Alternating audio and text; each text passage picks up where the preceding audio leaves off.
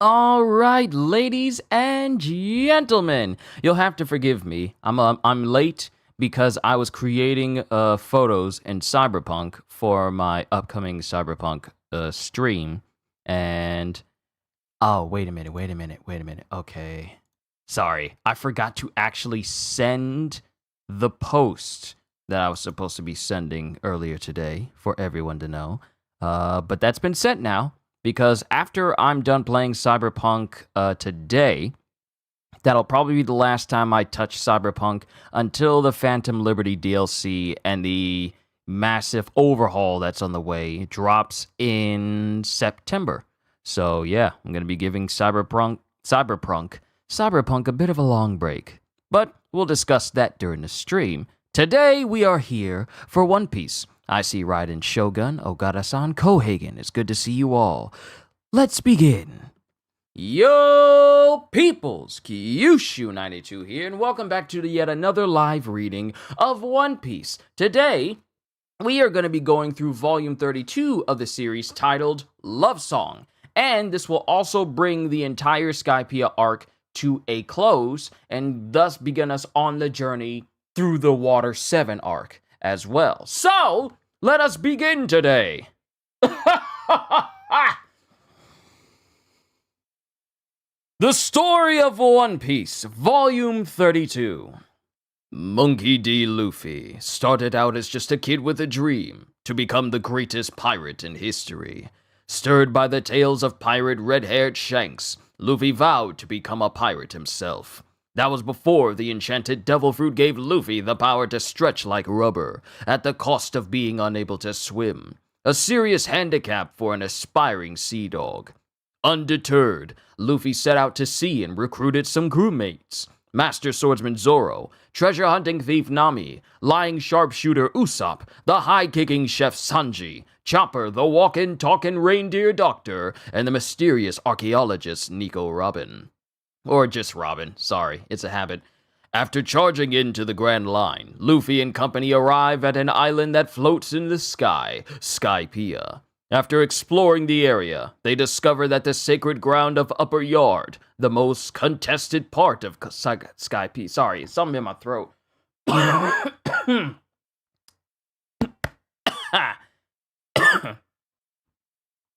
We're good now. There we go. It was on my throat and it was bothering me and it distracted me.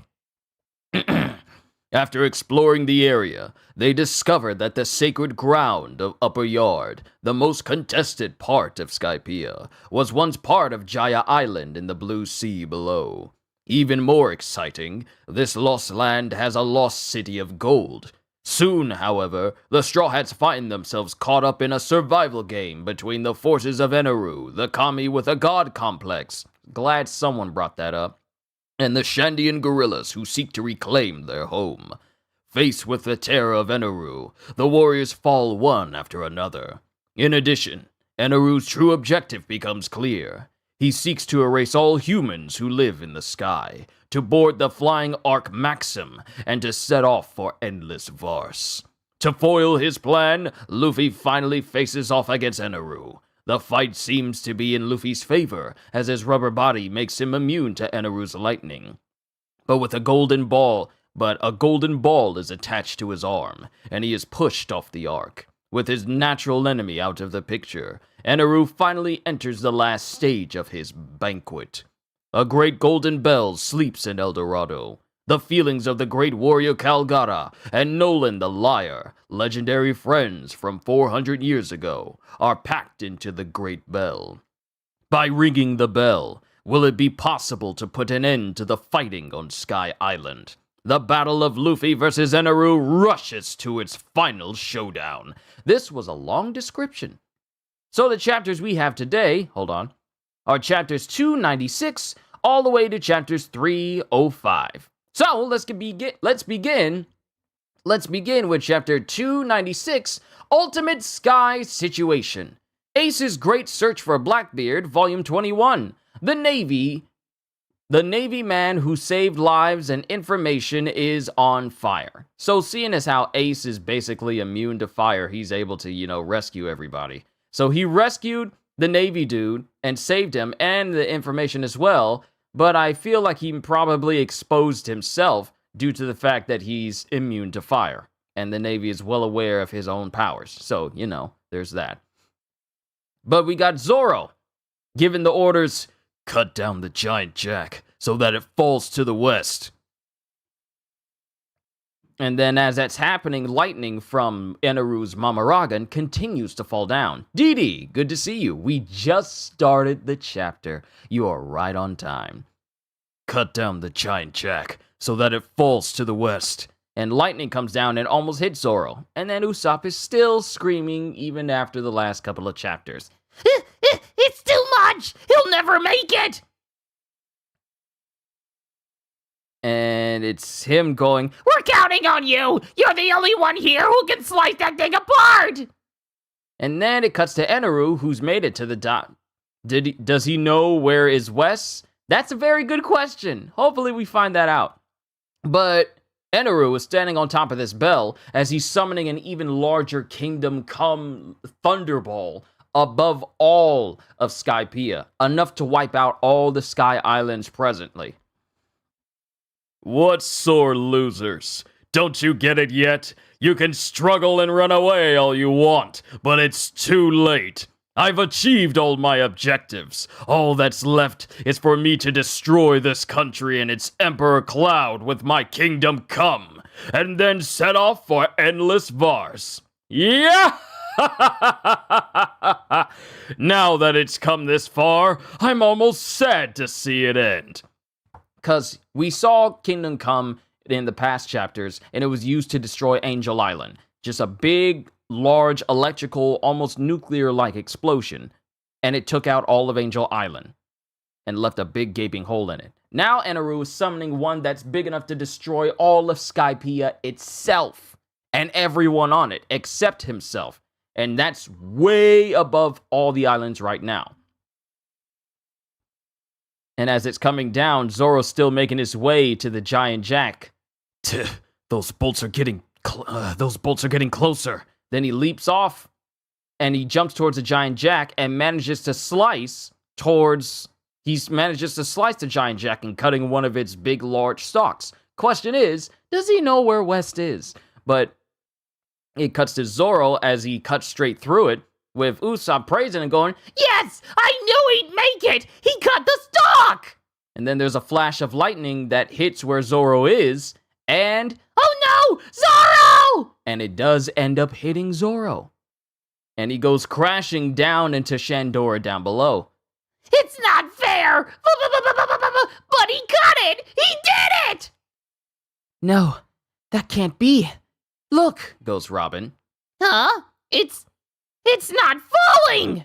And then it cuts back to the village, the Shandian village that was hit by this one of the Mamaragans, by Mamaragan beforehand, and it shows the statue of Calgara. Then it shows down to the main village itself. Nola. And then it just cuts to someone going, Nola! And again, it cuts to the snake that's still downstairs. And then it cuts to Seto. Where you're asleep? Come here. We're going to ring the bell. And this is Seto and Calgara in the past.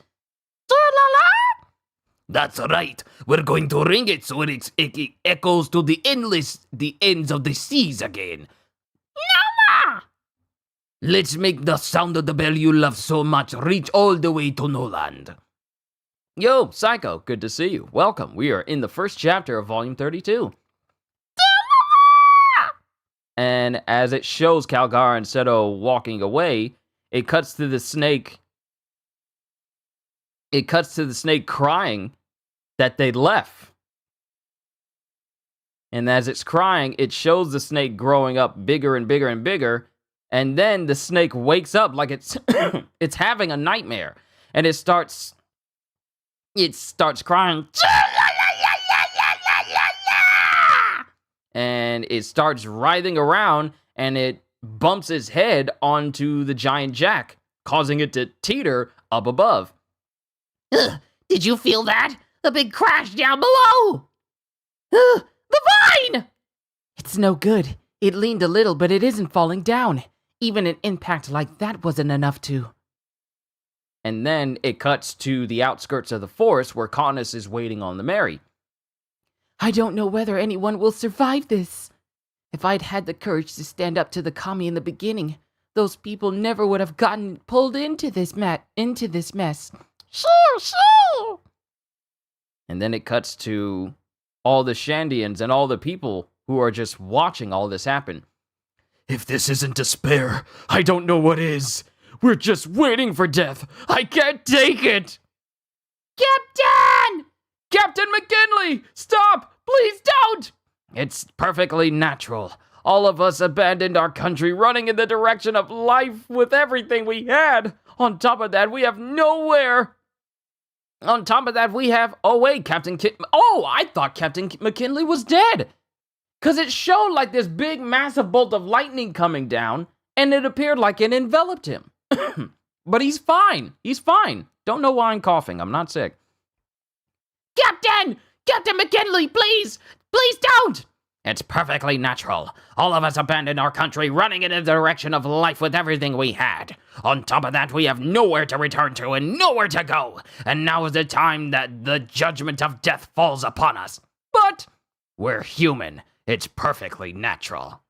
And then it cuts to Isa. Stop, Viper, you're too hurt! Let go of me. That bell. It is we Shandians who inherited Calgara's will. Only our ringing it gives that bell its meaning. What does that straw hat have to do with it? Ignore him, Robin. There's no way a guy with serious injuries like that is gonna stop us. Taking that vine down comes first. Luffy and the others are waiting up top. Zoro's already cut half of it for us. The whole thing's starting to lean. With my dance of exploding stars, I'll bring that vine and him down with a bang. And once again, it's up to me, Usopp the Great, to bail this crew out. Okay. All right, let's do this thing! Wait, goes Wiper. And then it cuts to Robin. 400 years ago, a certain explorer lied and said he'd seen a golden city in the blue sea. Huh? He was ridiculed by society, but his descendants believed his words.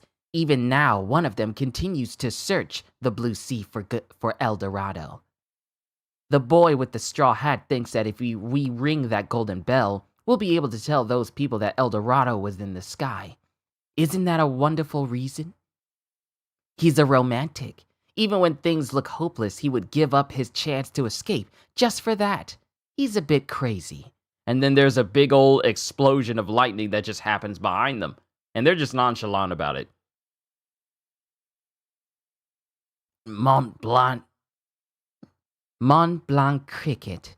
Then this ancestor from 400 years ago, his name must be Noland. And then it cuts to Wiper, who realizes that, wait, this Mont Blanc cricket is related to Nolan the Liar, an individual that Calgara looked up to. And he puts two and two together. Huh? Viper? Is this a miracle? And then Wiper just puts his hand on top of Isa. Great warrior, Calgara. And then it cuts to Usopp, who's just dodging around, shooting. Like he's flipping over everywhere, dodging and shooting. Ow! Certain kill! Exploding star! Exploding stars! Rubber band of doom! Exploding star! Rolling exploding star!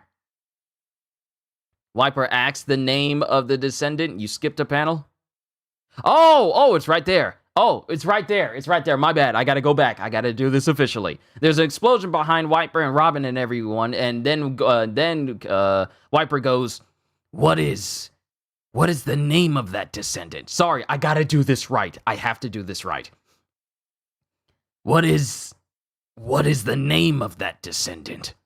Sorry, I had the book turned and I didn't really notice the panel because it was in the crease. It was in the crease. That's my bad. What is the name of that descendant? Mont Blanc cricket. Then, this ancestor from 400 years ago, his name must be Noland. Huh? Viper? Is this a miracle? Great warrior Calgata. Ow! Youchie! Yo! Certain kill! Exploding star! Exploding stars! Rubber band of doom! Exploding star! Rolling exploding star! And Usopp is just rolling around shooting at the vine here. I read it right. I'll make sure I pay attention to panels that are... Pay attention to panels that are, like, in the crease. Sorry, that's on me. Huh? Darn it! What is that thing? It isn't budging an inch! Is it really a plant? This time I'll give it 3. I'll give it 3 in a row! Move. And then Wiper just shoves Usopp out of the way. Huh? And Wiper runs up to that one section of the vine, puts his hand up. He puts his hand up and goes, "Reject!" And then there's a massive, massive shockwave that tears through the remaining vine of the giant jack. What? No way! What was that? And then Ganfor looks on, Isa looks on, and so does Robin. And it cuts to Wiper, who's falling over because of the recoil of the rejectile. Wiper! Wiper! Impossible! A rejectile! And it shows Wiper lying down on the ground as we see the jack struggling to stand up because one section was cut by Zoro and the other part was blown halfway through. Break, giant jack. And then the giant jack starts to teeter. And then it snaps and then it starts to lean. And then it cuts to someone running, and it's Usopp, who's running away from it. Ah! It's coming down! And then someone revs up their waver. It started to lean. Luffy, here we go. Give it everything you've got! Top speed on the jetile? I haven't actually run it that high yet, you know? It's so strong, even I won't be able to control it completely. Just do it! Okay! And then Nami revs it up to the maximum speed, and Luffy holds on as they go shooting up towards the vine. Look! What's going on in Upper Yard? The giant jack started to lean! Get ready to soar! Luffy! Do it! Go! It's all up to you guys! Well, impatient, aren't they? Why can't they wait for my kingdom come to be complete? Oh well, I'll just break up Upper Yard a bit so they can't get any closer. And Eneru charges up lightning and he shoots lightning in the direction of the giant jack so they can't get there. Ah! Mama Rogan! And then it just bombards the entire forest with lightning bolts all over. And that's the end of chapter 296. Onwards to chapter 297. Praise of the Earth. Ace's Great Search for Blackbeard, Volume 22. Ace, busted. And all the Navy, except for the Comiel, the Vice Admiral, or is it Captain? I think it's Rear Admiral Comiel, who sees Ace run away, but everyone else is, like, opening fire trying to take him out. But yeah, Ace is done. He's done. He's done with the whole Navy thing. It's time for him to go. But the villagers are watching on as this Mamaragan just bombards all of the forest. There's concentrated firing on Upper Yard! Yeah! You dare try to reach me? Unforgivable! He's planning to sink the vine at its roots! As it cuts to Luffy, who's still hanging on, and Luffy is using his rubber body to actually deflect the lightning away from Nami. Since his body is rubber and it doesn't conduct electricity, he can pretty much take on the hit without it actually passing on to Nami. If Giant Jack sinks, we'll never make it up this high again. We won't be able to get close to Eneru. Upper Yard is breaking apart. Luffy! Nami! As it cuts to Usopp, as I'm making sure I'm not missing any panels. I am not. Yeah!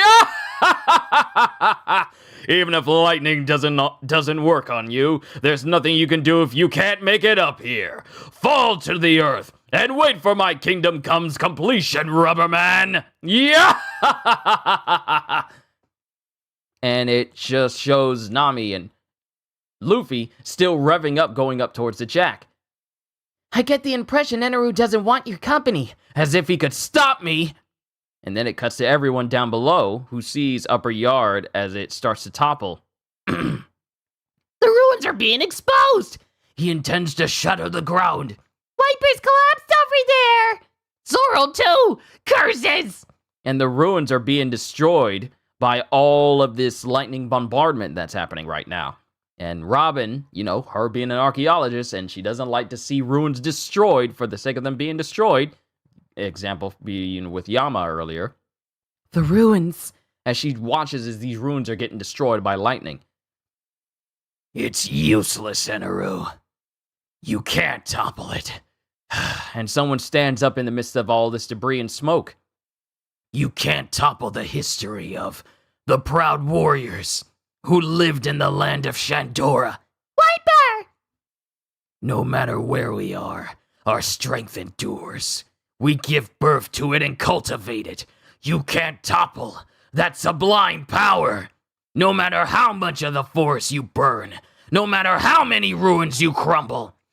Run, Wiper! And then as Isa looks down on Wiper, Robin holds her back to, make sure she doesn't do anything stupid. Run, Wiper, you'll die! And then lightning continues to crackle downwards as the giant jack continues to fall, and it shows Wiper going, the earth will not lose! And then it cuts to Eneru. I think I hear someone talking nonsense down there. Yeah! And it cuts to all the citizens as all of this is happening, and it not only shows the citizens, but it shows the entire forest erupting in lightning, as lightning just bombards the entire area. And Canis looks on, all the citizens look on, Isa and everyone else looks on, Nami and Luffy continue to head up the jack, and then it cuts to Ganfor. The Vars. Yes. And then we see Canis down here at the bottom half of the panel, and she's looking on in horror. Then we cut to the ruins of Shandora down below. The Vars. Yes.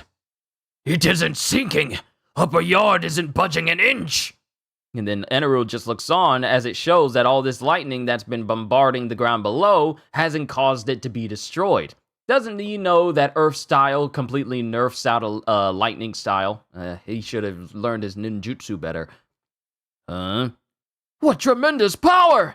Yes, Vars is truly miraculous. We never had the right to claim ownership of it.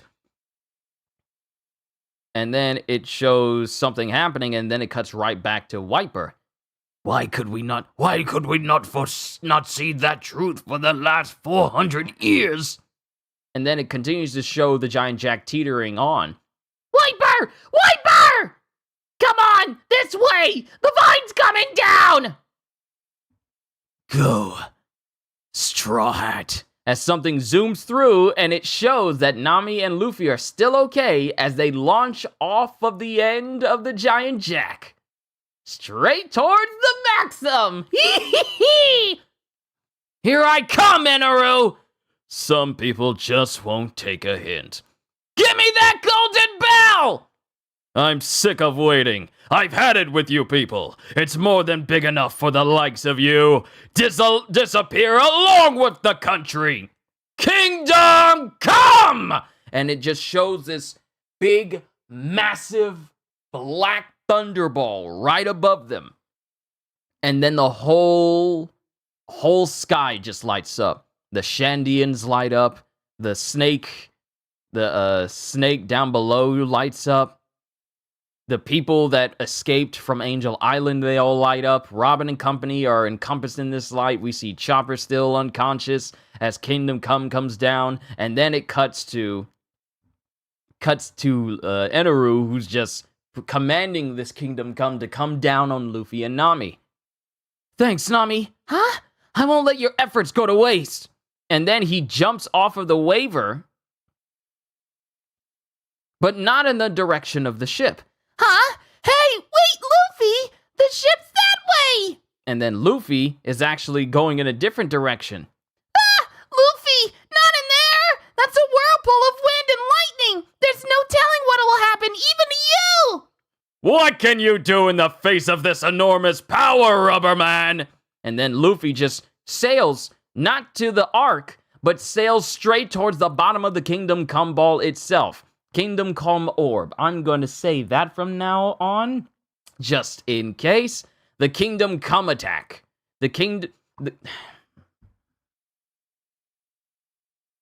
Okay. I gotta be careful. That could be taken out of context. Down on the kingdom attack, he launches right at it, and then it shows the Jack falling straight to the ground. And Luffy is inside of this orb. Come, fireworks! Golden Peony! And then Luffy just starts launching attacks over in all directions. Like the regular Gum fireworks, but he's using the added golden ball on his arm to just unleash all of these attacks in all directions. And then it shows there's a whole bunch of crackling going on. Crackling going on from the inside of Kingdom Come. And then it starts to crack all over. You start to see cracks come from within this orb. Here we are on this nice Sky Island, and you go and make the weather all thunderstormy and nasty, you thunder freak! What's with that weird electric discharge? That's right. That gold on his right arm is a conductor, as Eneru realizes. So what? I just have to drop it before he can finish discharging the electricity inside it and destroy everything! Huh? Captain McKinley, this is the Kami's domain. It's pointless. I don't need a point. When humans are made to stand at the edge of the abyss of death, what else is there for them to do? What else can we do but pray? And then it cuts to Ganfor in the past when he was watering his pumpkins. The next time we hear the song of the island once again, the fighting will stop. Listen, Sue. Sir? Do you think gods exist?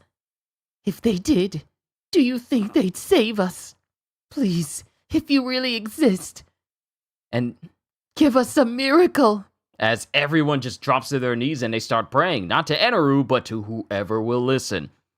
Please protect those people! Gods, please protect this country. And then there's a panel of just pure electricity.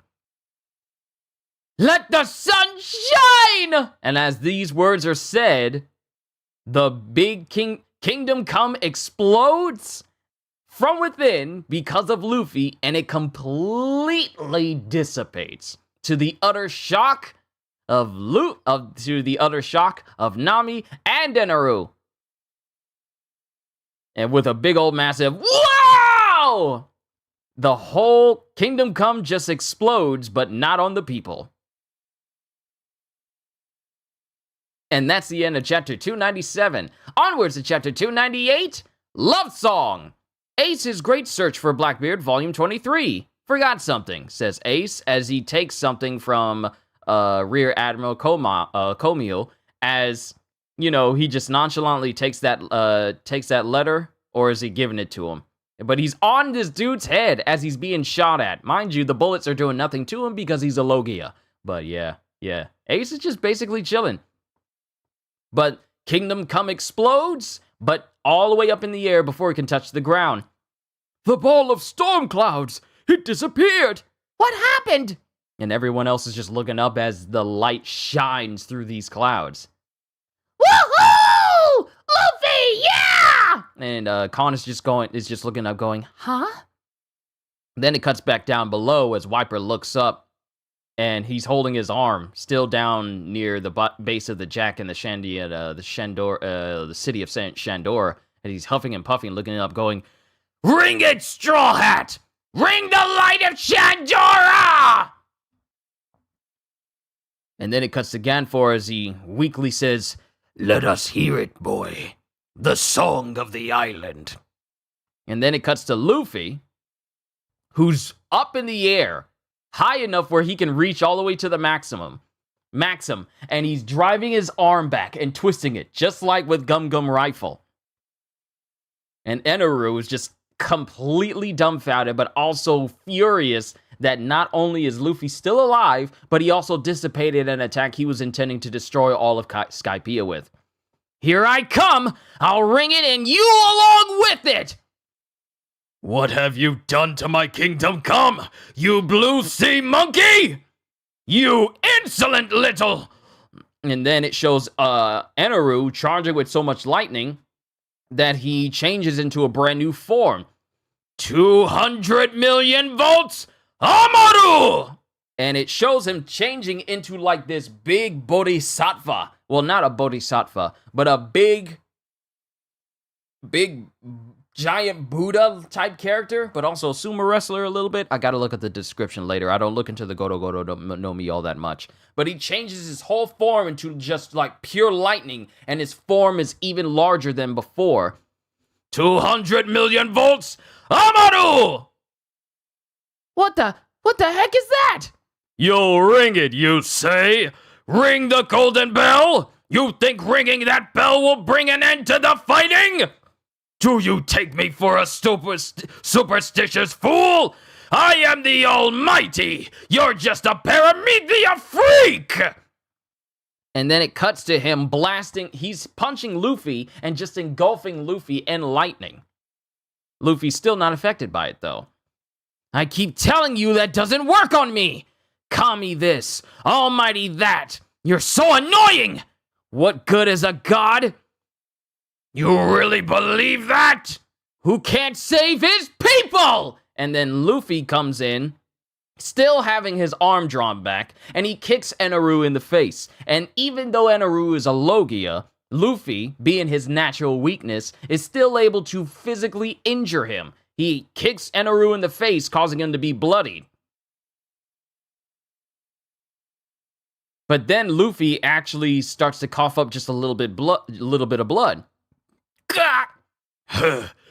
Got you at last. You're lucky you weren't skewered. As it shows that Eneru came and stabbed Luffy in the back with his trident while Luffy was distracted. Luffy! Yeah! What will you do now, Rubber Man? You've got nowhere to run.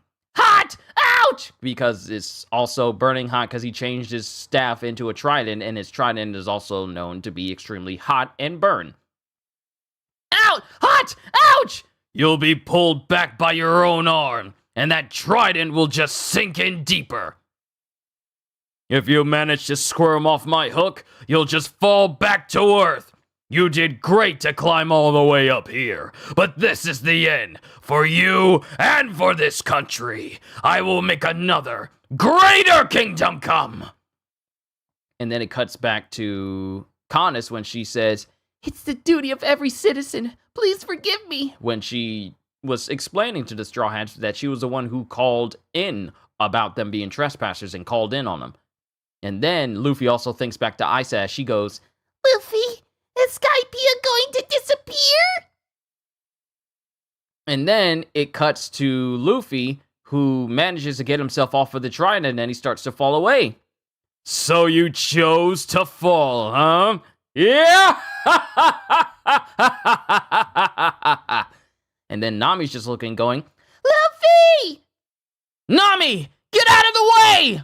As it shows that Luffy is hanging on to a small cloud that's right next to the Maxim, and he's stretching his arms as far as he can. What are you? Don't underestimate me, earlobes! Gum Gum! Rocket! And then Luffy goes spinning, sailing into the air as his fist is still, twisting around. He starts spinning his fist around while in the air, and he's right in front of the Maxim again. Gum Gum? You're going to do the same thing again? As it shows Eneru on top of his Maxim. He's very large in this state, in this Amaru state. Until the bell rings. Gum Gum? You're gonna do the same thing again? Until the bell rings. Yeah! I'll take you on as many times as you want. This time I'll skewer you. Golden Rifle! And it shows Luffy sending his fist, his golden-globed fist, just shooting towards him with resounding speed. He's fast! And it shows Eneru as he sees that he's not able to dodge, and he takes that attack full force. So hard that he gets knocked out of his Amaru state and sent flying backwards as Luffy's fist gets closer and closer to the bell. And then we have some narration. We got a lot of narration. 2 panels worth. When you arrive at Jaya again and find us gone, I wonder what you'll think of us. Wait just a little longer. I'm going to tell you that we're okay. And this is Calgara in the past, as Wiper looks up. Straw Hat. Then Isa. Luffy! Bring back the light of Shandora! It's 400 years since the Battle of the Sky began. What we wanted all this time, just once. And then it cuts to Ganfor. The sacred land will sing once more. I believe this with all my heart. I believe this with all my heart. As it cuts to everyone still praying. Conus, the citizens of Angel Island. Go! Luffy! Usopp. Usopp, shut up. What are you screeching about? Huh? And it shows that Sanji and Chopper and Pierre are finally conscious again. And then it cuts to Zoro, who's coughing up blood, but he's conscious too. And then it cuts to Nolan in the past, when he was preparing to be executed. 6 years ago, on an island called Jaya, in the Grand Line, I saw a great golden city. El Dorado exists. Then it cuts to Cricket. No one has ever proved that El Dorado or Skypiea doesn't exist. That's what makes it a great adventure. Reach! And as Luffy says, uses Gum Reach, he, with all of his strength, punches Eneru directly into the Golden Bell, destroying the top of the Maxim. Mister, can you hear it?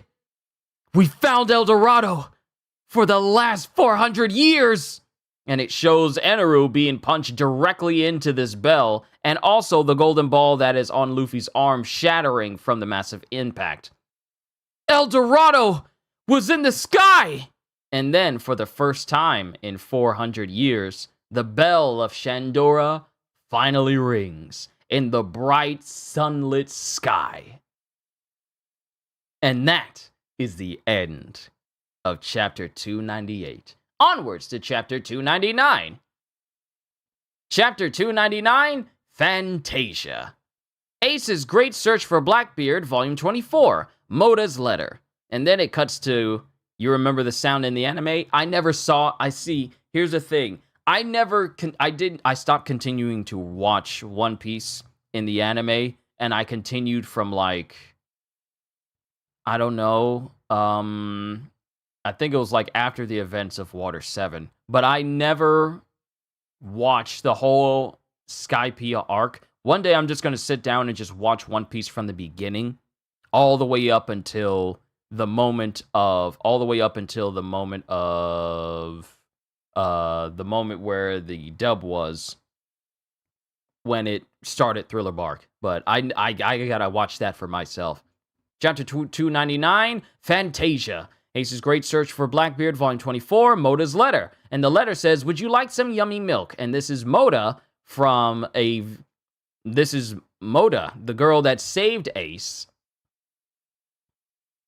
and pointing in the direction of where Moda actually lives. This will not be the last time we see Moda, however.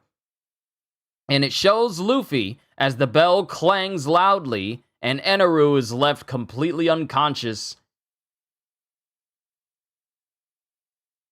as the bell just clangs, and Luffy just screams, "Reach! Reach! As if to say, reach. I hope the sound reaches down to where Cricket and everyone else is as Eneru falls unconscious, and the bell continues to clang more and more and more and more. And it continues to clang as the bell actually falls off of this sky island, this small sky portion that it was in, and it falls towards the ground. Can you hear it, Diamond Head, old guy? Can you hear it, monkeys? And Eneru just falls on his back, completely down. And the Maxim continues to... The Maxim continues to fly in the air, but also, since Eneru is no longer on top of the Maxim powering it, it no longer has a power source. So, yeah. And then it cuts back to a flashback image of Cricket and the Straw Hats just having a good old time with each other. And then the bell continues to clang. And then we cut to the Southbirds. Jaw! Jaw! Jaw! We found it! El Dorado is real! And then it just shows the bell falling through the sky, but it keeps ringing over and over again, and everyone hears it. Yes! He did it! He actually did it! And this is Usa. Then it cuts to Robin. How beautiful. Then Chopper. What a pretty sound! What is it? I gotta know! And then Isa hears it, and she's speechless. Then it cuts to Ganfor. I always believed this day would come. And then it cuts to Sanji. So this is the sound of the bell Nolan heard. Then it cuts to Canis. Sir? Could this be the voice singing? Sir? And as it continues to clang, the bell is heard by Captain McKinley and his police force. The gods exist? And then it cuts to the citizens. It's a miracle! After 400 years of silence, I didn't think that bell would ever ring again. I'd almost given up. Then it cuts to the elder of the Shandians. Great warrior Kalgara, can you hear it? The light of Shandora rings again, he says, sweating, but also, resplendent. What's happened in this country? What is that sound? It can't be. Is this the legendary? Are you listening, Mont Blanc Noland? We kept you waiting a long time. I hope it reaches your descendant. And then it cuts to the snake. The snake who hears this bell after so many years, after 400 years. After 400 years, this giant snake finally hears this bell that it loves so much. And then it cuts to an image of Nolan. Do you like it too, then? The sound of this bell? As it's just crying out that it finally hears this bell that it enjoys. And then it cuts to the Southbirds down below. We cut to the forest. Well, we cut to the forest of Jaya. The forest of Jaya up above. And then we cut down to the forest of Jaya down below. And Southbirds are going, Joe! And then it cuts to someone going, Hey, boss, isn't this... There's no mistake. Now that's a great adventure. As Mont Blanc Cricket hears the clang of the bell itself. From the sky! I'm all shaken up! Goes Shoujo and Masura. There's only one bell that rings like that. The monsters that appear along with the Emperor Cloud. It all makes sense now. If there was a person way up in the sky, and that person was in strong sunlight, his shadow would be projected onto the mists and clouds far below. It would look almost like a giant monster. Then, those monsters were really people in the sky? Then you mean we finally confirmed it? That there are people living in the sky? Sure looks that way. That sound is proof. We can hear the sound of a large golden bell. El Dorado really exists in the sky. My Noland, my ancestor, wasn't a liar. And you told me so, didn't you? You believed. So, kid, El Dorado really was up there. Thank you. And as he says this, the image that he mentions of how someone who's in the sunlight way up in the sky could appear to be like a giant down below because of the mists. And in the mists that are off the coast of Jaya down below, across from Mong Cricket, is an image and shadow of Luffy high in the sky. As Masada smiles, Cricket smiles, Shoujo smiles with tears in his eyes, and all of his crew just look up. All of his crew just look up. And also, a cool thing is how that Hercules beetle that Luffy found while he was making his way to his crew before they even set off towards the Sky Islands. Yeah, they got it in a cage. They still got it. And then Mont Blanc Cricket just drops to his knees. Boss, what's the matter? Are you feeling sick? Boss! Those guys, I'm so glad they're okay. As it cuts to Mont Blanc Cricket, who's just crying his eyes out, thankful that the Straw Hats made it there alive. I was so worried. Yeah! And then the bell itself starts to fall through the air. It starts to fall through the air, and along with the bell, so does the Maxim. Look! That's the Kami's ship! And the Maxim goes face first into the clouds. And behind the Maxim falls Eneru, completely unconscious. It's the Kami! It's sinking! Eneru is going down with his ship! And then there's silence as the Maxim and Eneru sink below the sky waves. Then we get narration. The sound of the bell boasted of the glories of the vanished city as the light of Shandora. It declared the end. I felt like my inflections were wrong on that. The sound of the bell boasted of the glories of the vanished city as the light of Shandora. It declared the end of the fighting with a love song, the song of the island, as everyone is just leaping and jumping for joy that they're finally saved.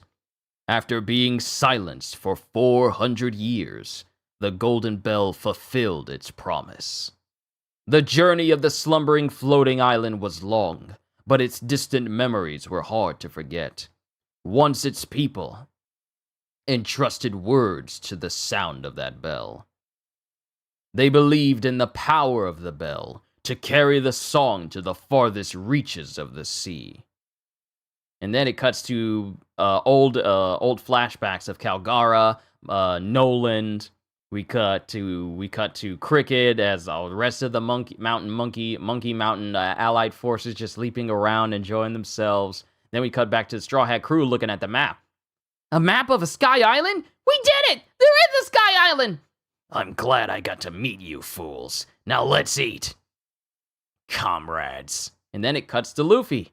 It rang as he's laying there right next to Nami. Yeah. Do you think they heard it? The old guy and everybody?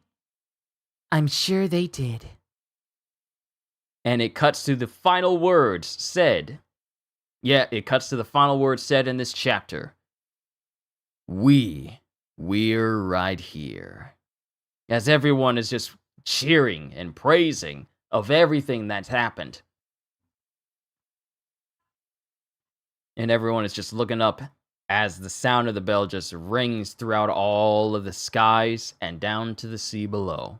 And that, ladies and gentlemen, is the end of chapter 299. We got an SBS, and then we can move on to chapter 300. What's the difference between mist and fog? Is fog a thicker version of mist? I've always wondered. Okay, let's look it up. And then I won't be distracted anymore, because last time, the reason why my stream yesterday, the reason why my stream was long yesterday is because I kept monologuing, and that was on me. Let's see. Fog and mist differ by how far you can see through it. Fog is when you can see less than 1,000 meters away, and if you can see further than 1,000 meters, we call it mist. So, if you can barely see in front of you, that's fog. But if you can see farther than 1,000 meters, then that is mist. Fog, you can't see anything in front of you. So if it's less than 1,000 meters, that's fog. If it's more than 1,000 meters, that's missed. So that's the difference for you. All right. Onwards to chat. Well, we got the SBS. Question. What's up, Odachi? Nice to meet you. By the way, right now I'm really mad. Hey, One Piece readers, you start SBS on your own too much. Odachi's the creator. Doesn't that mean anything to you people? You would have loved if Canis and her antennas would have joined the crew, and Wiper too. You say Canis and her antennas like they're two separate things. Odachi's the creator. Doesn't that mean anything to you people? Whew, that's great. And with that, SBS is starting. And this is Ayako, who basically did the same thing Ayako is blaming everyone else for doing. Answer. Oh, it's starting, is it? Oh, and now you've done it. And here I thought we finally gotten the creator-run SBS back. Fine then. In the next volume, I'll line up first thing in the morning and start it. Take that! Question. Hello, Oda-san, Oda-sensei. Why is it that the number of Gedatsu's hair thingies changes depending on where he is? How many does he really have? Please answer in Oda language. And Odatsu has, Gedatsu, not Odatsu, but Gedatsu basically had that hairstyle that made him look like a coup from Samurai Jack. And they didn't mark they marked it 2 questions. Question and then answer.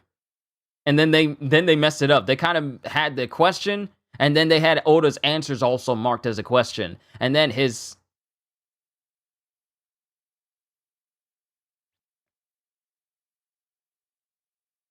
Yeah, they got it mixed up. Answer and question are in 2 different things. All right. Answer. Oda language, huh? I'm sorry, that just confused me. I'm surprised you knew of that word. Here's the reason Gedatsu's number of hair thingies changes. Botema no honosude. You know what? I am not even gonna try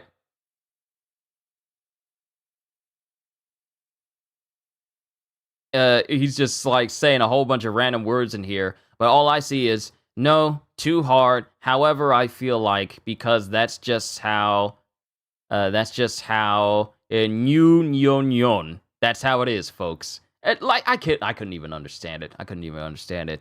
Question about the Kami Eneru. When I realized that you'd punned Kami Nari, Japanese for I am God. Ore wa Kami Nari! And Kami Nari, said together, is a way of saying thunder. I just knew I had to recommend you A-chan.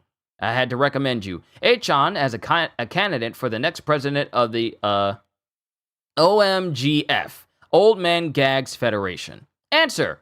That's incredibly unfair of you. I'm still a lively, exuberant 20-something. Stop it. And that's the end of the SBS. Sorry, that whole Oda language thing just messed me up. Chapter 300, Symphony.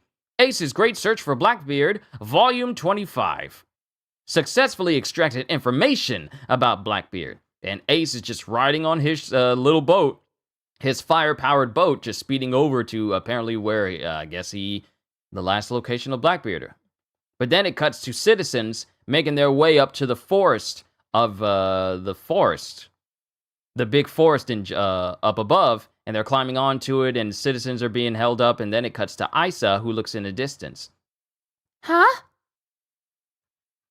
Oh! Isa, were you worried?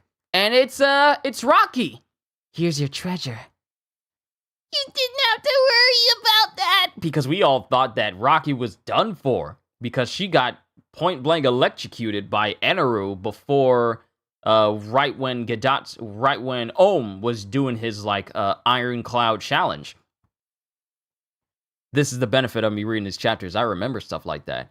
But she's crying, going, You didn't have to worry about that! And then it cuts to Kamakiri, who's also okay.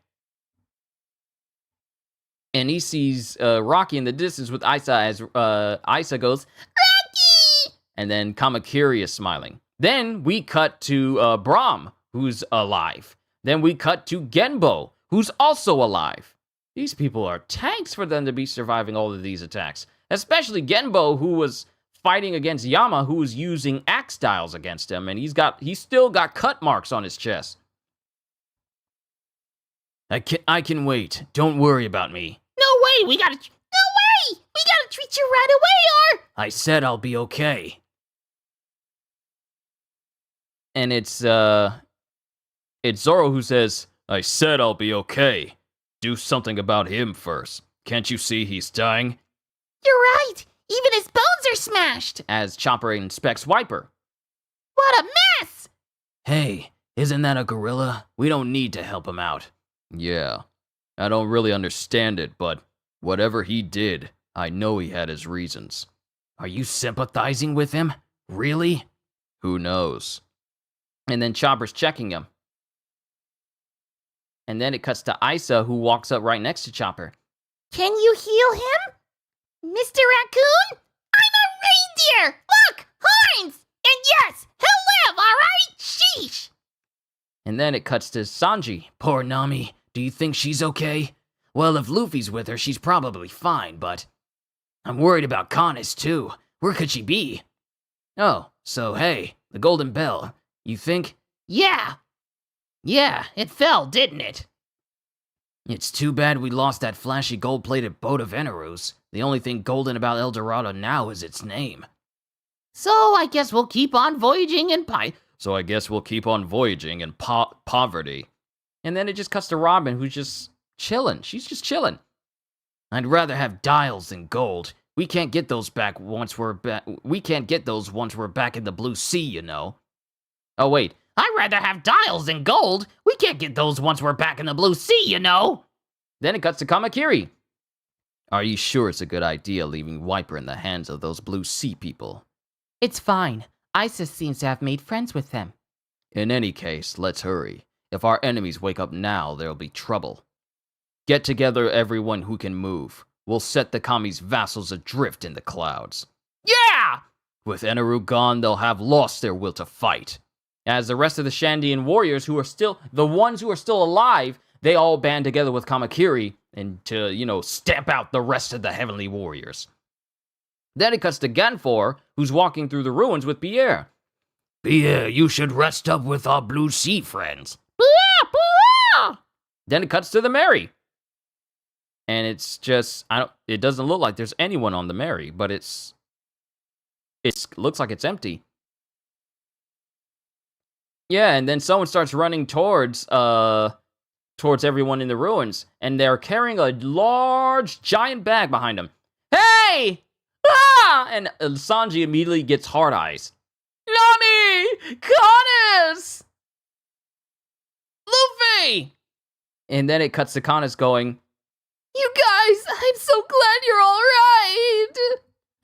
I was so worried, but I couldn't do anything. Connis, did you really miss me? Love Hurricane! As Sanji starts spinning with heart still in his eyes towards Connis. Connis, did you really miss me? I doubt it. Not Luffy! Nami! What have you got there, provisions? And then it cuts to Nami going, We found the place in the forest where the Kami's vassals kept their provisions. There's still a lot left in there.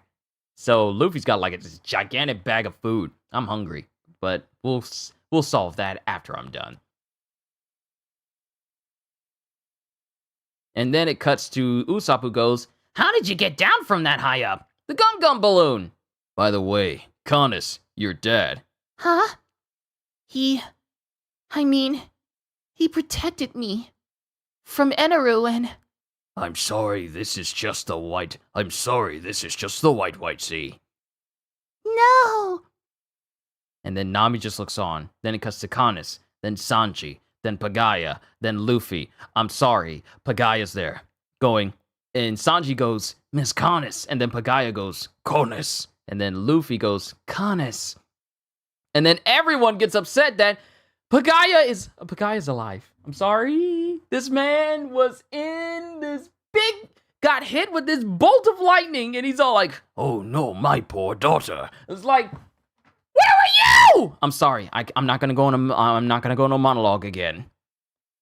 Hey, it's you we're talking about here. Excuse me for being alive. Into the lower level? Into the lower level of the White Sea? Yes, I'm sorry. Father!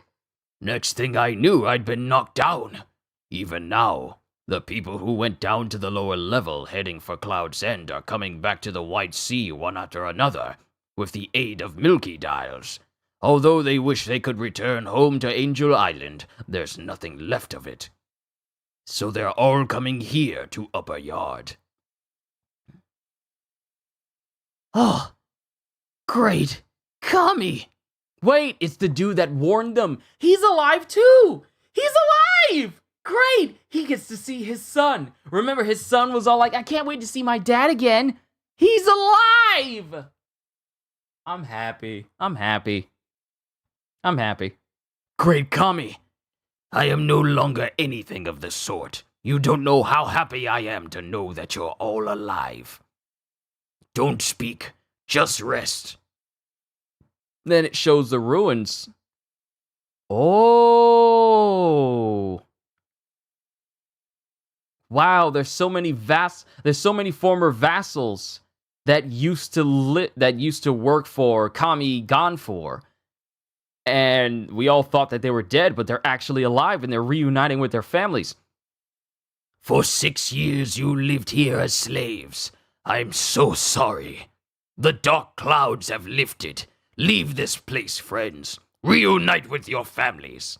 And this place is also the same location where I think the Maxim was also being built. So the people that Eneru had serving him, some of them died up top on the temple, but the rest of them he kept as slaves in order to build the Maxim. Because that also brings up the question, how was the Maxim even built? And with Kami, he's not God. With Eneru, it was basically like, I'm not going to do the work, you do the work. I'm a god, I don't do that type of work. So of course he would have slaves.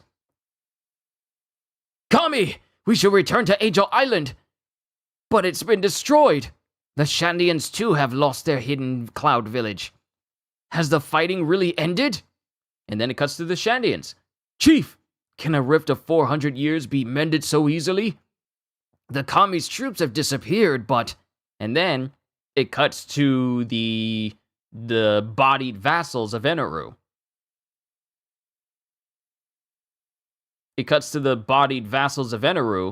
Satori, Shura, Gedatsu, and Om, and they're all unconscious. But then it also cuts to the Maxim that is up and running and flying through the air. And Eneru is conscious as he goes, I'm going home, to the place where a Kami belongs. There must be nothing in the sky to block my vision. Those people were in my way. Yeah. I won't hand it over to anyone. Only I am worthy. A wide world, endless as a dream. And then Eneru looks up. Now then, Maxim, let's go to the divine world that floats brilliantly in the night. To endless Vars. And as Eneru says this, he's looking straight up at the moon. The dude is going to the moon. He's just sailing towards the moon. And then it cuts to the moon in a different direction, and then everyone just relaxing down below in the Shandora, and Luffy and everyone. Whew! Boy, did I eat! It's completely dark. What should we do? Go back to the ship? Oh, it's Nami going, what should we do? Go back to the ship? Nami, what are you saying? What's wrong? Usopp, did you hear what she said? She's a failure as a human being. What did I do? And then it cuts to Wiper, who's laying down and conscious now, but he's being tended to by Ganfor, Kaunis, and a lot of the other villagers. And mind you, a lot of these individuals are citizens from Angel Island. So, you know, people from Angel Island and people from the Shandora, they're all mingling together. Where am I? In the ruins of Shandora. Ganfor. Why you Sky person? And then it cuts to Wiper, who's just still riled up. This boy is still ready to try and throw hands. Why you Sky person? Ah, you mustn't move yet. As it cuts to Connus looking at Wiper. And then it cuts to the Elder. Relax, Wiper. All of the injured are being treated, regardless of where they're from. Chief, what of the Golden Bell Tower? We still have a mission to protect it. Patience, Wiper. Wait a little longer. Let things take their course. No matter how fierce our reason for fighting was in the distant past, for those of us who live now, this sky is our home. Chief! Ugh. And then Wiper is still trying to protest. He's still trying to protest this whole thing because he's still of the mindset of like, these people ruined our lives. I can't forgive that. He's still of that mindset, but he still can't get up because his bones are broken. Listen, Wiper. If nothing else, this Voss refuses no one. And then it cuts to Ganfor. That's right. And right now, for the first time in generations, not one person wants to fight. As it cuts to everyone just having this big old bonfire celebration, including the giant snake that we've seen out there. Both people from Angel Island and Shandians, they're all just mingling together, having fun, dancing, just living. And it even shows Isa enjoying herself as well. And then it cuts to people dancing. It cuts to people dancing with each other in the midst of the fire, just like around the fire, just having a good old time. And Wiper can't believe his eyes. And Connus and the people who are also mingled and mixed into this is Luffy and the Straw Hat crew, because they're all enjoying themselves as well.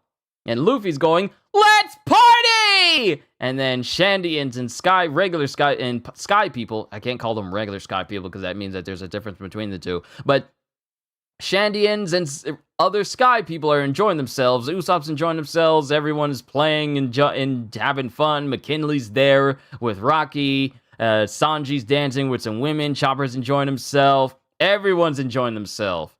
Zoro is having a good old drink with Braum because remember, those two had a fight with each other, but they're just enjoying some good drink. Robin's enjoying herself. Kamakiri's there. The Sky Wolves are enjoying themselves.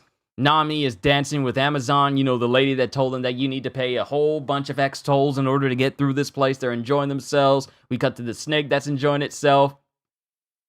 Pagaya is there dancing with some Shandians. The village elders laughing and enjoying themselves. Wiper is finally able to smile. And then we got Ganfor who's enjoying himself as this big, gigantic bonfire party is just happening. And that's the end of chapter 300. Ah, that's wholesome. That's great. That's great. Okay, that's just great. We got an SBS and then we can move on to chapter 301. So, question. Odatsu, if you let your eyes roll back in your head, you can't draw your pages. Dora piece. Answer. Oops, you're right. Blew it. A Luffy I drew with my eyes rolled back. And it shows him, it's a very crude drawing of Luffy, like you can make out a lot of his hair. But the fact that Oda was able to get that far with his eyes rolled up in the back of his head. Question. Dear Eiichiro Oda, how are you? I would like to ask a question if I may. In volume 23, during the bath scene, the men all went to peep at Nami and Vivi. I understand why Sanji, King Cobra, and Igaram did it, but why did the rest, Usopp, Luffy, and Chopper, go peep? Please answer me. Seriously, if you don't give me a serious answer, I'll sue! By Pinoko Shikobaya, president of the Federation for Preventing Guys from Peeping. That federation does not exist. Answer. They all went to peep because they're all healthy and male. I don't think there needs to be another reason. But Chopper probably only went because everybody else was going. Anyway, if a cute girl is showing some skin, I think it's pretty rude to the girl not to even consider going to peep. Yeah, Sanji says it's way rude. I'm not going to comment on that. Question. Oh, Eneru, Eneru, wherefore art thou Eneru? By Hina. Answer. Yes, thank you for your letter. And that's the end of the SBS. Chapter 301, I Hereby Guide. Ace's Great Search for Blackbeard, Volume 26, the Navy galley vessel comes to buy some milk. So, Komil and his crew sail to where Moda is in her neck of the woods to get some milk. But now we get some more narration. 400 years of fighting in Skypiea had come to an end at last, and the festivities celebrating this new peace lasted for days and days. And everyone is sleeping, and Luffy is just sneaking around.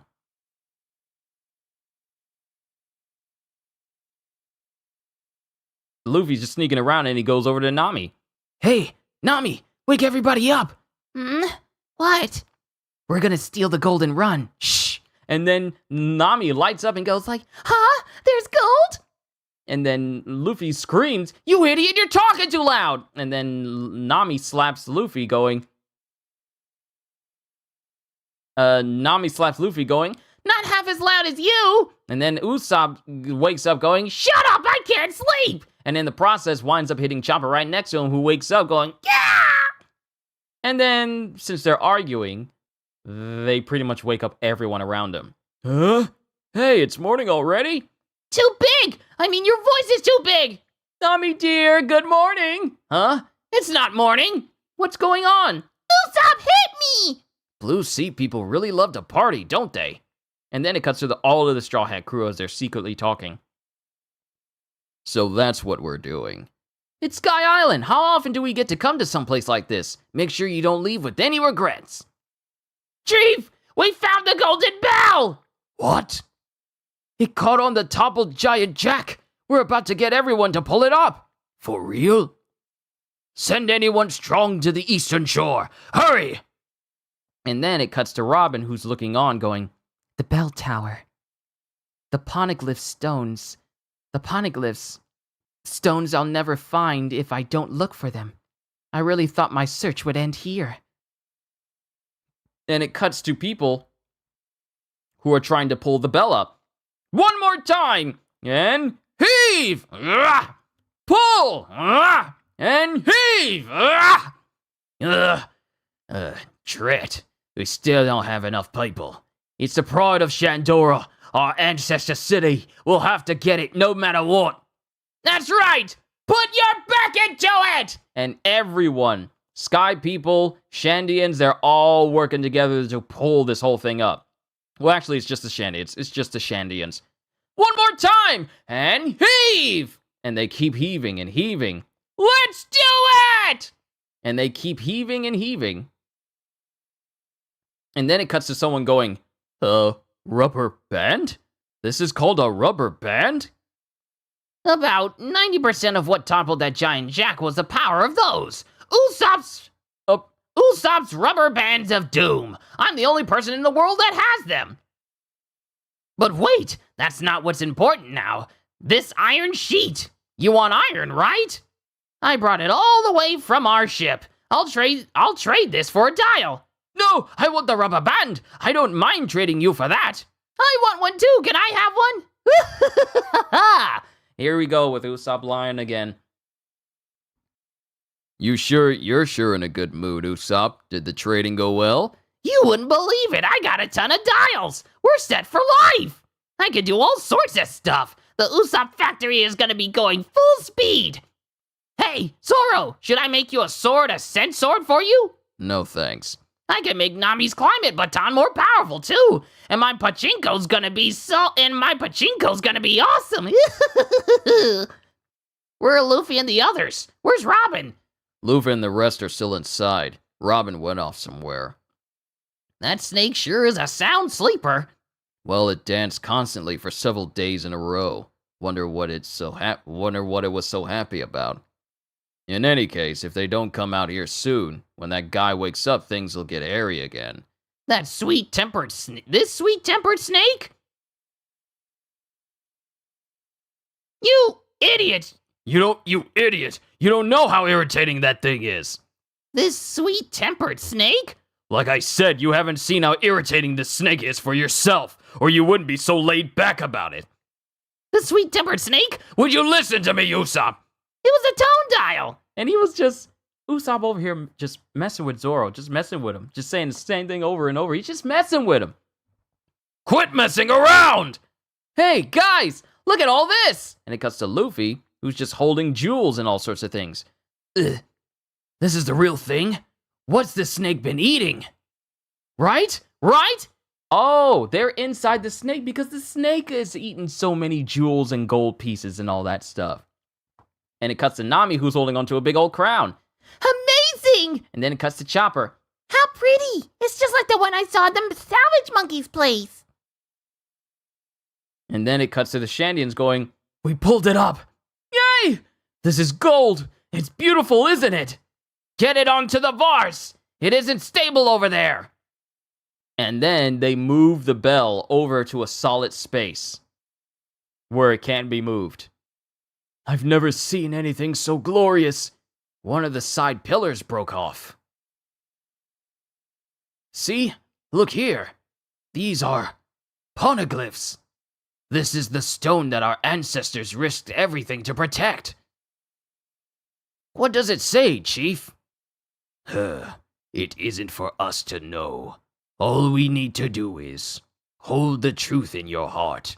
Keep your mouth silent. And then, oh wait, someone goes, Hold the truth in your heart. Keep your mouth silent. It wasn't the elder. It was Robin, my bad. Hold the truth in your heart. Keep your mouth silent. We are the ones who weave history with the reverberations of the great bell. And the village elder goes, how do you know those words? They were carved in the ruins of Shandora. You are the guardians who've protected this down through the generations, aren't you? And Gonfor is there as well. It can't be. Can you read them? Those letters. And then everyone looks on and everyone gulps. And then it cuts to Robin, who goes, The ancient weapon that bears the name of the god, Poseidon. Its location. An ancient weapon? Why does it talk about something like that? Another weapon. A different one from the Pluton and Alabasta. To think that such dangerous things continue to sleep in this world, even now. Another miss, I guess. I don't want to know things like this. Wow. Wow. That speaks a lot about Robin. She doesn't want to know things about weapons and stuff. She just wants to know the history of the world. Weapons and such don't interest her. Hey, you! Aren't those things carved over on the side the same language? Huh? And then Robin looks at some writing that's down near a lower half away from where the poneglyph is. Well, on the side. And Robin looks and she reads it. Huh?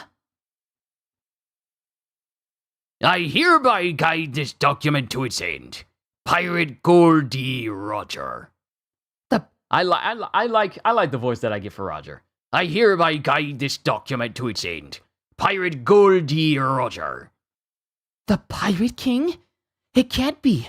On Sky Island? How did he know these letters? How did he know these letters? It says Roger there.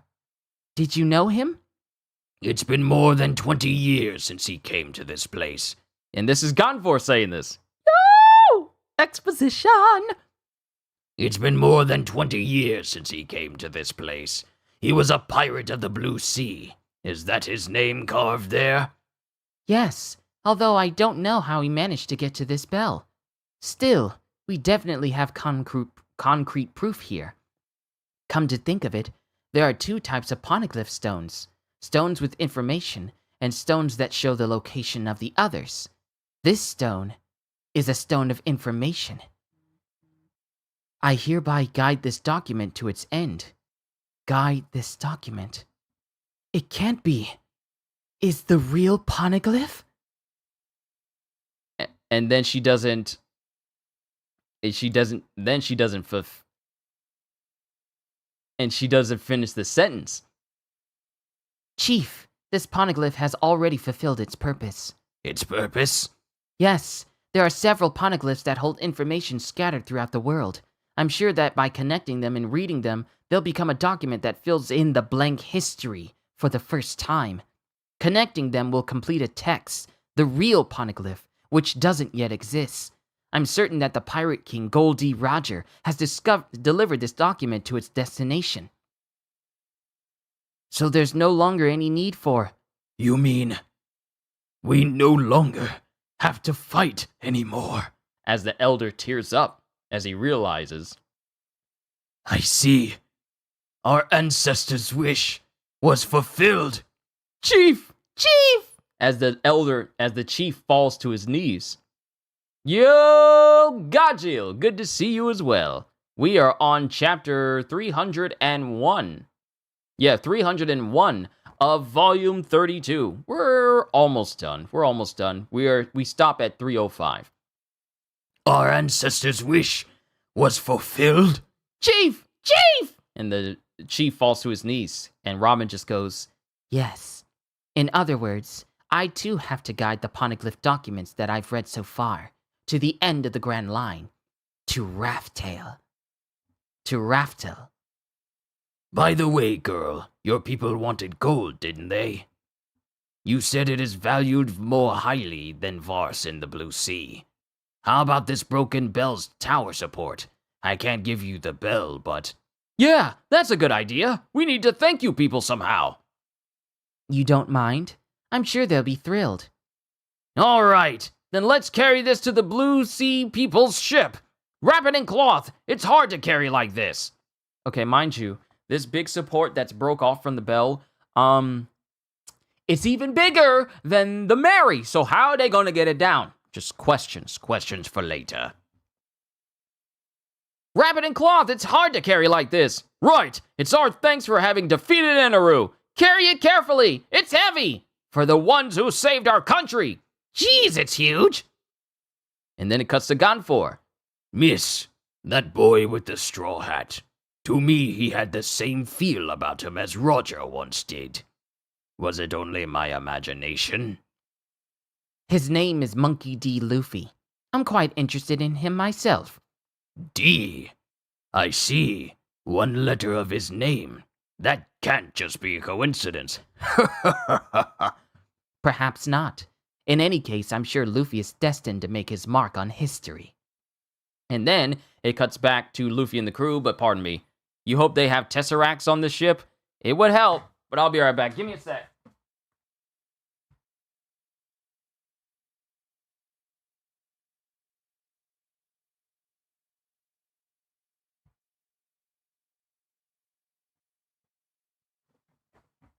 I'm good. My nose was just bothering me and I wanted to scratch it, but not on camera.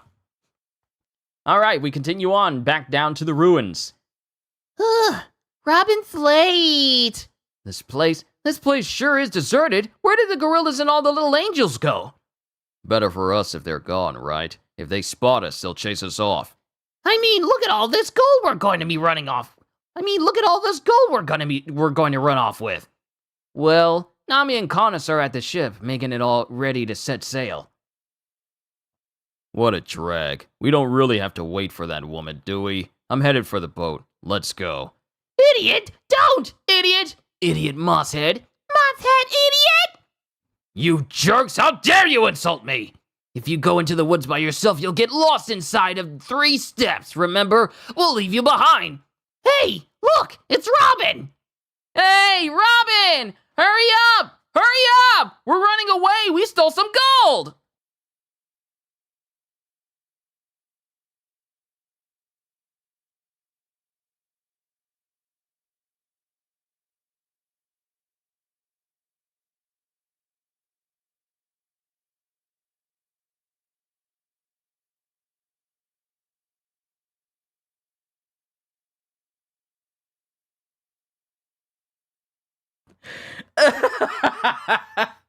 I love my sister so much.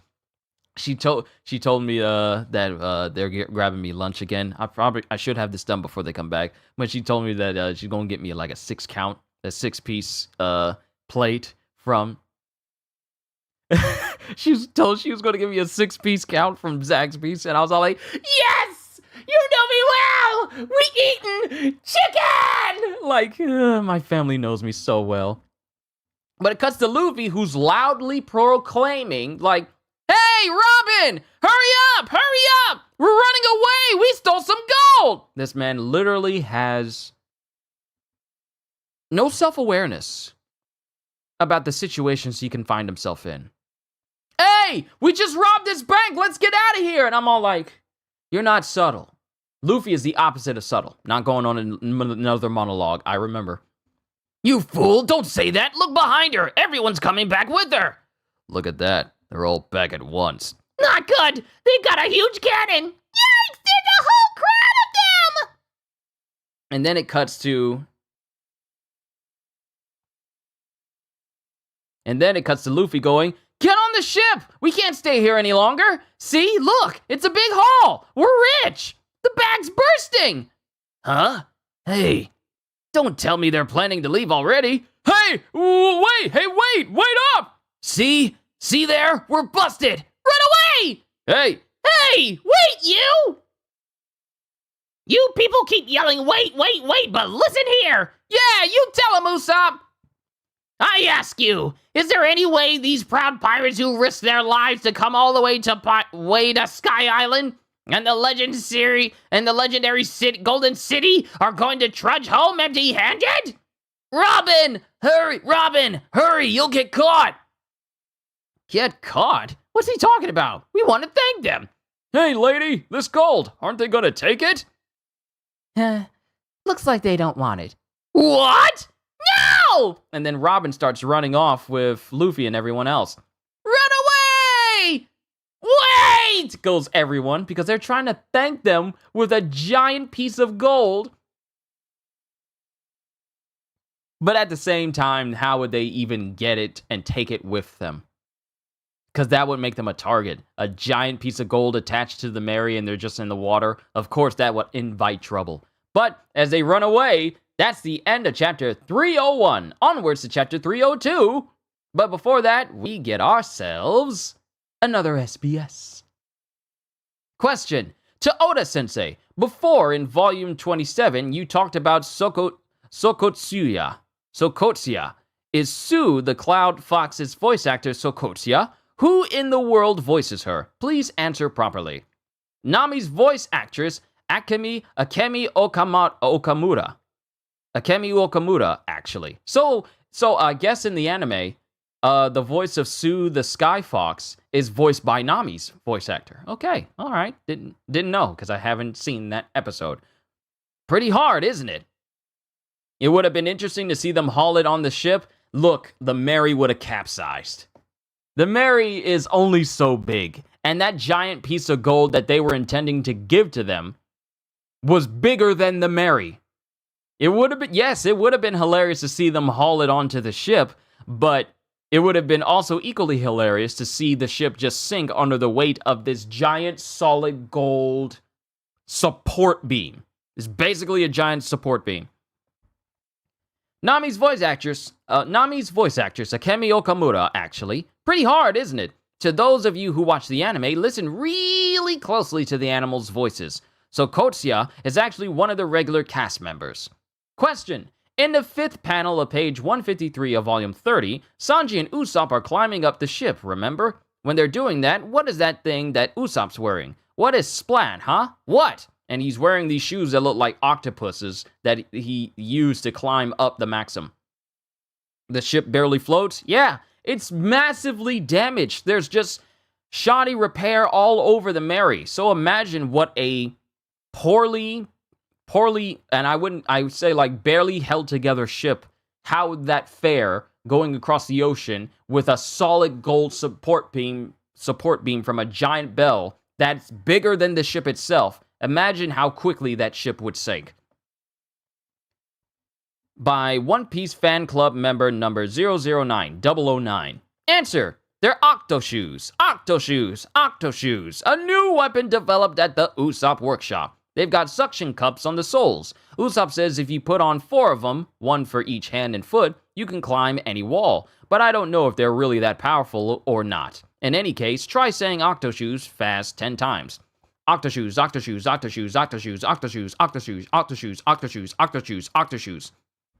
It's kind of tricky when you don't focus. It's kind of tricky, but you know. Question. Hello, Oda-sensei. It's abrupt, but I challenge you. Rock, paper, scissors, rock. And here's my question. Are Skypiea people born with heads like this? The supports are thin, and I'm surprised they hold up so well. Please answer good and properly. Referring to the antenna on the top of the heads of the Sky people. They really need to find someone who can repair it. I wonder where they would find someone. I wonder as well. Hopefully we'll find out in later volumes. For those of you who are just... and the reason why I'm not going into spoiler territory or saying like stuff that happens beforehand is because, like I said, you never know if this is going to be someone's first introduction to One Piece, watching me just audiobook the entire series. You never know if this is going to be someone's very first one. So I'm not spoiling who it is, but who knows who we could find in the future. But this question is pertaining to the antenna on the top of the heads of the people of Skypiea. And please answer good and properly. Giving an order by Apple Rapple. Answer: I lost. I called scissors. Yes, that's like a natural hair perm. Natura perm. They call it a Natura Aid. Natural Aid balloon hair. And the supports are fine, even though they're thin, because they do their very best. So the hairstyles you see on people that have those antenna, it's not like special antenna. That's just like hairstyles. That's trademark amongst all the Skypiea people. And that's the end of the SBS. Onwards to Chapter 302, Finale. Ace's Great Search for Blackbeard, Volume 27. The Navy cooks from the galley vessel were Moda's parents. Oh, so the cook lady at the cafeteria... There's a cook dude here, and the cook lady at the cafeteria that Ace was eating from, you know, the lady that was happy that Ace was eating all that food, those two were actually Moda's parents. I did not know this. That's interesting. Chapter 302 Finale. And then it cuts to everyone going, "What? They hightailed it off the island?" Yes, we couldn't even get them to accept our thanks. How unfortunate. They must think us quite ungrateful. And then Ganfor just looks on going, "You're quite right. They don't understand our feelings." And then it cuts to Isa as she's sitting with Rocky. That wasn't fair of you, Isa. Everyone's in an uproar. They say our prayers ran off. They say our saviors ran off on us. You're the only one who got to tell them goodbye. Well, Luffy and the rest said not to tell anyone. To think there are warriors that strong in the Blue Sea too. And mind you, Isa's getting her hair cut by Rocky. I want to be like him when I grow up. His body just stretched and stretched. Isa, let's just trim your hair today. Grow your hair out. I'm sure it'll look good on you. Huh? You're a girl, so we should make you look cute. Cute? Me? Our days of taking up weapons have come to an end. You're really ladylike. You're really ladylike today, Rocky.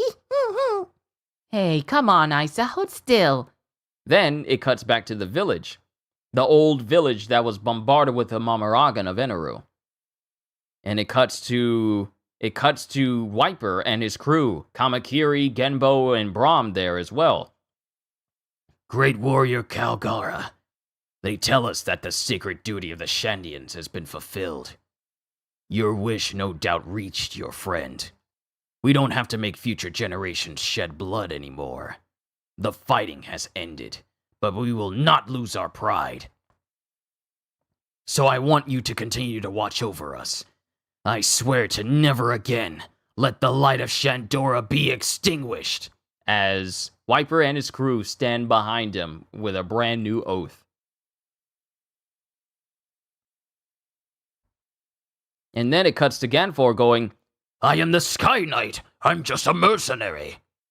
Chief, you are the one most suited for this. This land was originally yours. It's too late to say that now. And regardless of who was here first, we've all been stained by this fighting. Nobody can possess the Vars. We are a tribe of warriors. Governing a country isn't our strong suit. The Kami might not be a god to us, but it is a title to rally behind.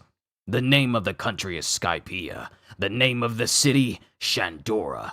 You're the only person who can join these into one.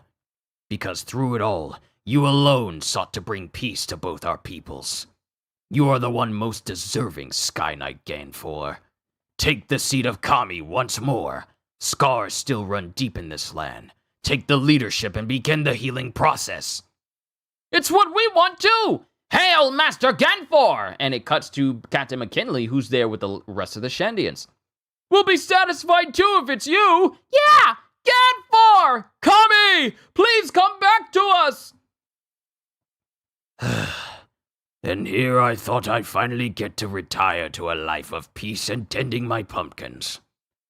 Lower Skypiea, the White Sea. Gold! Gold! Gold! We're finally filthy rich! What do you want to buy? How about a gigantic bronze statue? Quit talking crazy. What are you thinking? Now's the time to get more cannons. Let's buy 10. Nami dear, I want a refrigerator with a lock, pretty please. I want to buy books. I want to read about other countries' medicines. Booze. And out of everyone, I want to say that Chopper and Sanji have the most sensible things to spend money on. A refrigerator with a lock so that Luffy doesn't eat all the food, and books for Chopper so he can learn more medicine so he can be a better doctor. Those are by far the most practical things to spend money on. Usopp, I understand the need for cannons, but the Mary needs to be repaired. So repair the ship first, then cannons later. And Nami goes, Hey, wait a second. Just hold on, you guys. We'll figure out how to divvy up the treasure after we get down from here. If we brought everything you people are asking for, it wouldn't do us any good. Oh, please buy me books. as Chopper's face is being squeezed by Nami. Please buy me books. And then it cuts to them getting to Cloud's End. Zoro's got to think bigger. A big barrel of booze. That's Cloud's End! All right, so this is where we find our way down, huh? Do we have to leave already? I know how you feel. Now that we're finally going down, I sort of hate to leave. Guess it's goodbye to this pure white sea, too. Sky Island was fun. Scary, but fun. Once we pass through that gate, we'll take the Milky Road straight down to the Blue Sea, don't we? Think we'll be able to come to Sky Island again? Maybe. Maybe not. And then someone rides up right next to the Straw Hats. Oh, it looks like Pagaya and everyone. It's been great, but this is as far as we go. Take care, everyone! Thanks for seeing us off! And that's Pagaya, Kanis, and Nami, respectively, in that order. Thanks for everything you've done for us! Kanis, take care of yourself! Oh wait, that's Sanji. Kanis, take care of yourself! Kanis and Old Guy and White Thing, take care! We will. Now hurry and pull in your sail and cling to the ship. Hey, do as the man says! Looks like we'll be going pretty fast! And then it cuts to someone going, "We're 5 miles up, so it's gotta be a steep slope! Hurry! Aye aye! Carry the gold inside!" As everyone prepares to, go down. Jaw! Jaw, jaw, jaw! And a Southbird flies up. Huh? And then the Southbird crashes down onto the ship. What's that? Don't forget me, it says. Joel! Oh, it's the Southbird we brought with us to the sky. Okay, Captain. Our course to the next island is set. Yeah, that's right. Once we get down from here, another adventure will start. All right, then let's go home to the Blue Sea! And then all the Straw Hats go, yeah! Be careful during the drop, everyone! Drop? And then as they...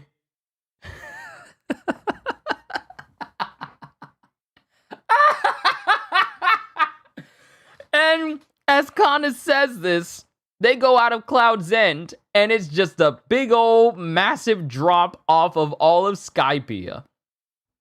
And then it cuts to everyone looking back, screaming for their lives. Even the Marys just looking like, as they fall off of Skypiea. Their eyes are not even present in their skulls. Their eyes are not even present in the eyes. Well, actually, now that I see it, the eyes of everyone popped out of their heads, including the Marys. I didn't notice at first. The eyes pops out of everyone's skulls. Luffy, Zoro, Sanji, Nami, Chopper, Usopp, and even the Marys' eyes pop out of their heads as they just free fall right down. And then we just see the faces, the smiling faces of Canis and Pagaya going, Hesso! and then everyone just screams, falling right back down to the ocean below.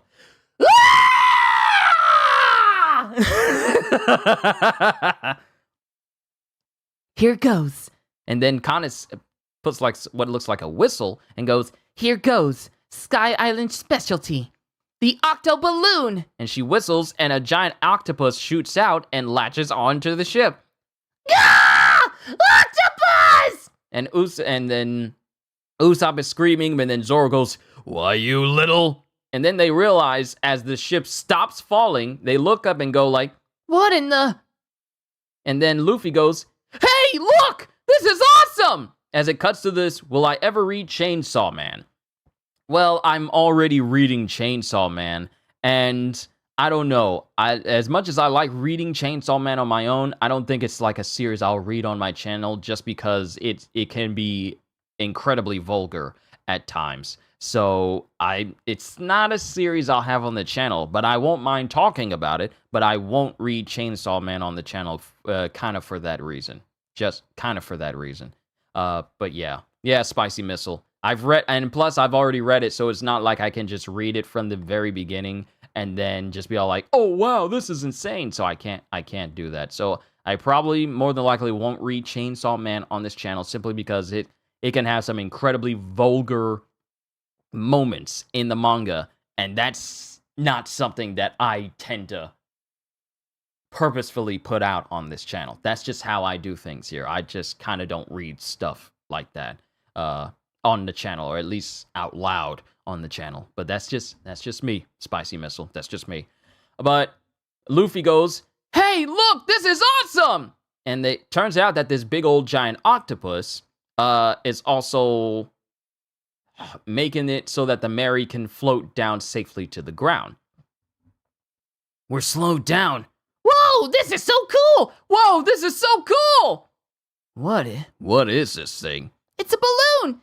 I thought we'd end up in the afterlife for sure! And then we hear the clang of the bell once more as the Straw Hat crew floats down to the ocean. And everyone just looks up as they hear it through the clouds. Ring it! Send off our saviors with that beautiful song. Return safely to the blue sea. Luffy! See you again! "Come back again! Thank you!" And it just shows the bell clanging over and over again. And then we get some more narration. "The sky that you see when you look up on a whim. Is it a dream? Is it real? The country of the Kami, above the clouds. 10,000 meters up, in the far distant sky. If you listen closely, you can hear the sound of a bell. It's ringing today. It will ring again tomorrow. The sound of the bell echoing through the sky sings the praises of this wandering land." And then it cuts to Luffy and company just floating through the air. "Hey, this is nice!" What a great feeling. And that is the end of chapter 302. I want a Chainsaw Man game so badly, though. I've been reading the chapters. I know a new chapter is out right now. I'll check it out. I'll read it on my own, mind you. But I kind of want a Chainsaw Man game. I wouldn't mind if it was an RPG, but I want a Chainsaw Man game. I want a new Bleach game. I want a new One Piece Pirate Warriors game. I want a Jujutsu Kaisen video game that isn't fighting. And I want a Chainsaw Man game. I want all four of those. I want them. But that's the end of chapter 302. Onwards to 303. But now we got another SBS. I need to hurry up. We got 2 more chapters after chapter 303. We're almost done. Reader, the Connie medicine, the conine medicine that Mont Blanc Nolan really made really exists, doesn't it? I pulled out my dictionary a little bit ago, and what do you know? It said that there was a medicine called quinine made from cinchona trees? Yeah, cinchona trees. Or is that cinchona? Cinchona trees. Is that what you based it on? Quinine, an alkaloid made from the bark of the cinchona tree. It is a fever reducer and stomachic stomachic medicine. Words today. What are they? Why do they vex me? Stomachic medicine. Especially effective against malaria. One Piece Secret Information Investigative Headquarters Chief. Did I ever watch the G8 arc? I don't think so. G8. Which is that again? Please remind me. Oda! Yes, there is a medicine like that. There isn't actually a terrible disease called tree fever, so don't worry about catching it. It's always difficult telling stories that deal with diseases and things like this. Made-up diseases that are too scary can worry folks needlessly, whereas using real diseases can hit a little too close to home for some readers. The Last of Us is a great example of this. That's why I ended up taking elements of real-world curable diseases and mixed them up a bit. Reader, Oda-sensei, Hesso! I am an 8-year-old girl who loves animals and One Piece. I found a bird called an Isa in an illustrated guide. Is the Shandian girl Isa's name taken from the bird's name? And this reader's name is Nachan.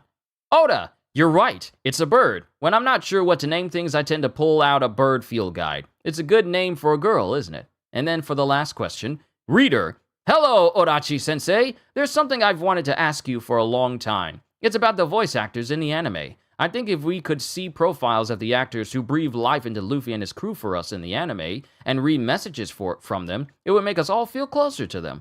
By the way, I'm a big fan of Kazuya Nakai, who voices Zoro. As is everyone else. It's a filler arc after Skypiea. I have not. Okay, so let me tell you what I've watched. When it comes to watching One Piece, I have yet to watch the Funimation animation of the Funimation cut of One Piece from the beginning all the way up to when Blackbeard all the way up. I can't say this. All the way up into a certain moment that leads into Thriller Bark. I haven't watched One Piece from the beginning for Funimation all the way into the moments where the Thriller Bark arc actually starts. So, for me personally, I haven't seen anything anime-wise. I've seen the One Piece anime going from that point leading into Thriller Bark all the way up to where it is right now, but I've never watched anything before that. And I feel I need to correct that. But yeah, I haven't seen that. I haven't seen that at all. Even my memories of One Piece only goes off of what I've seen wholeheartedly from the 4Kids dub. So that alone means that I gotta watch it from the very beginning and then go up to where I leave off. So that way I can say I've seen every single episode of One Piece. But yeah, that's something that I gotta correct. And also, everyone else is a massive fan of Kazuya Nakai, who voices Zoro as well. Fun fact, Kazuya is also the voice of Jin in Ghost of Tsushima. So if you want to play a game where you could just hear the voice of Zoro's voice actor, then playing Ghost of Tsushima in Japanese will give you that option. Ain't it great? Oda! I'm hearing this from lots of people. I'll try to brainstorm something. Chapter 303, The Wealthy Pirate Gang. Ace's Great Search for Blackbeard, Volume 28, Coffee with Milk makes for happy meetings. So because Ace directed them to the location of where Moda lives, they pretty much were able to take that super bitter coffee that they absolutely hated and turn it into coffee that they absolutely enjoy. Because there's smiles on all the faces of all the Navy officials in this room with Komil, who are enjoying the coffee this time. Jaya, Grand Blue Sea. I'm breaking off the search. It's only natural, isn't it? El Dorado is in the sky. There's nothing on the ocean floor. This is the end. Boss! Boss! You guys, really. Thanks for everything you've done. You stuck with me and my silly dream for years, when you didn't even have to. No, that's... of course we did. Why wouldn't we?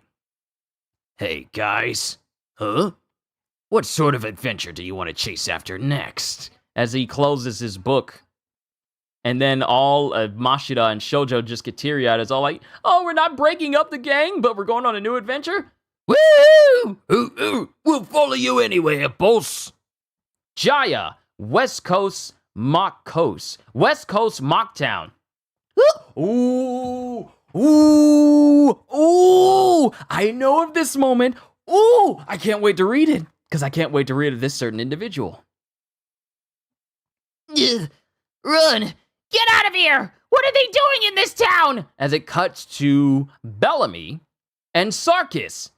Get away from them! And Sarkis has a bloody knife in his hand, but Bellamy is bleeding all over, including from his arm. Bellamy! Sarkis! You have to stop him! I'm begging you! Just stop it! What are you doing? What's going on? Why is Sarkis begging to stop? Why? Why, you ask, Sarkis? Bellamy? Because you disgraced this, my flag. Why else is there? As we see an outstretched hand just in the air, and it's attached to a feathery looking arm. Is there a sky island or isn't there? Is El Dorado an illusion or not? It's Doflamingo! None of that matters, does it, Bellamy? Use their differing opinions and force them to their knees. Don Quixote! Doflamingo! He's one of the 7 warlords of the sea! He's got a bounty of over 300 million! What's a guy like that doing here? I don't need small-time hoods under my command, you punks. And then he moves his hands forward as Sarkis just screams, Curses! My body! That's enough! Give me a break! I can't take this! And then it shows as Sarkis, his hand is raised above Bellamy. Bellamy's head is just then shown to just fall straight to the ground. Give me one more chance. I will follow you. Bellamy, that's enough. I lost, but I never meant to disobey your orders. I swear on the flag. It's just, this is how I do things. If I start by eliminating the weak, someday I'll make it to your level. Oh, such loyalty. You're gonna make me cry here. Good old Bellamy. This is what I like about you. The new era is almost upon us. Go on, do whatever you like. But I don't need you in my crew. And then it cuts to Sarkis, who prepares to cut down Bellamy behind him. Doflamingo! And then there's a slash as people scream out. Bellamy,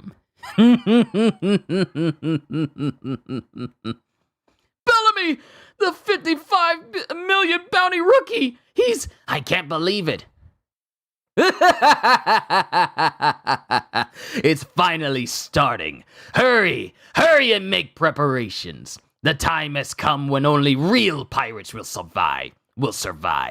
Those without power had better run while they can. Like an unstoppable wave. A new age of unmatched power is coming.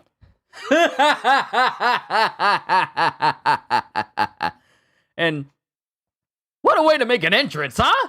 What a way to make an entrance for Doflamingo. And then it cuts to the Mary, as people are screaming more and more as they finally land in the ocean.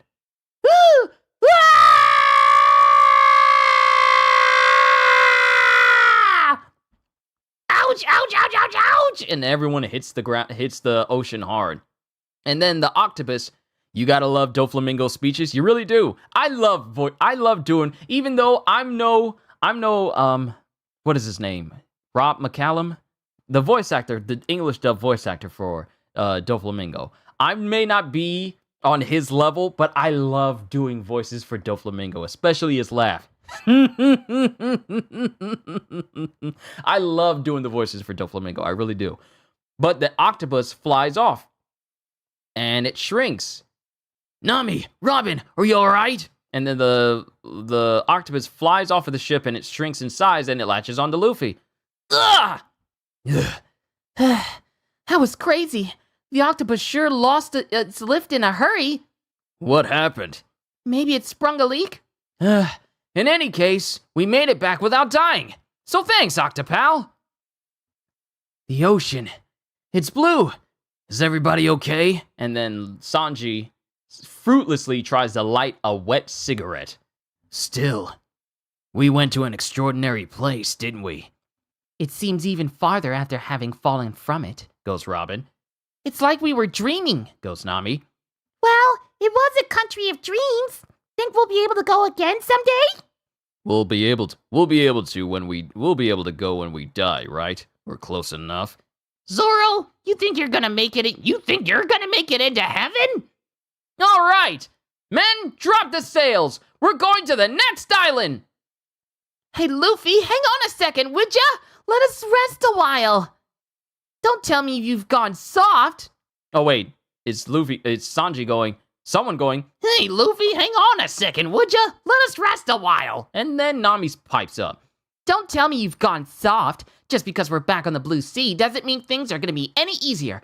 I've got a bad feeling about these waves. Easy for you to say. Okay, everybody, move! Port the helm! See, here he comes!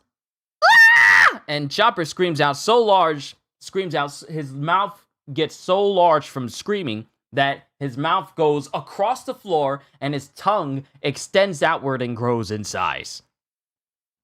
Full speed ahead! It's a giant wave!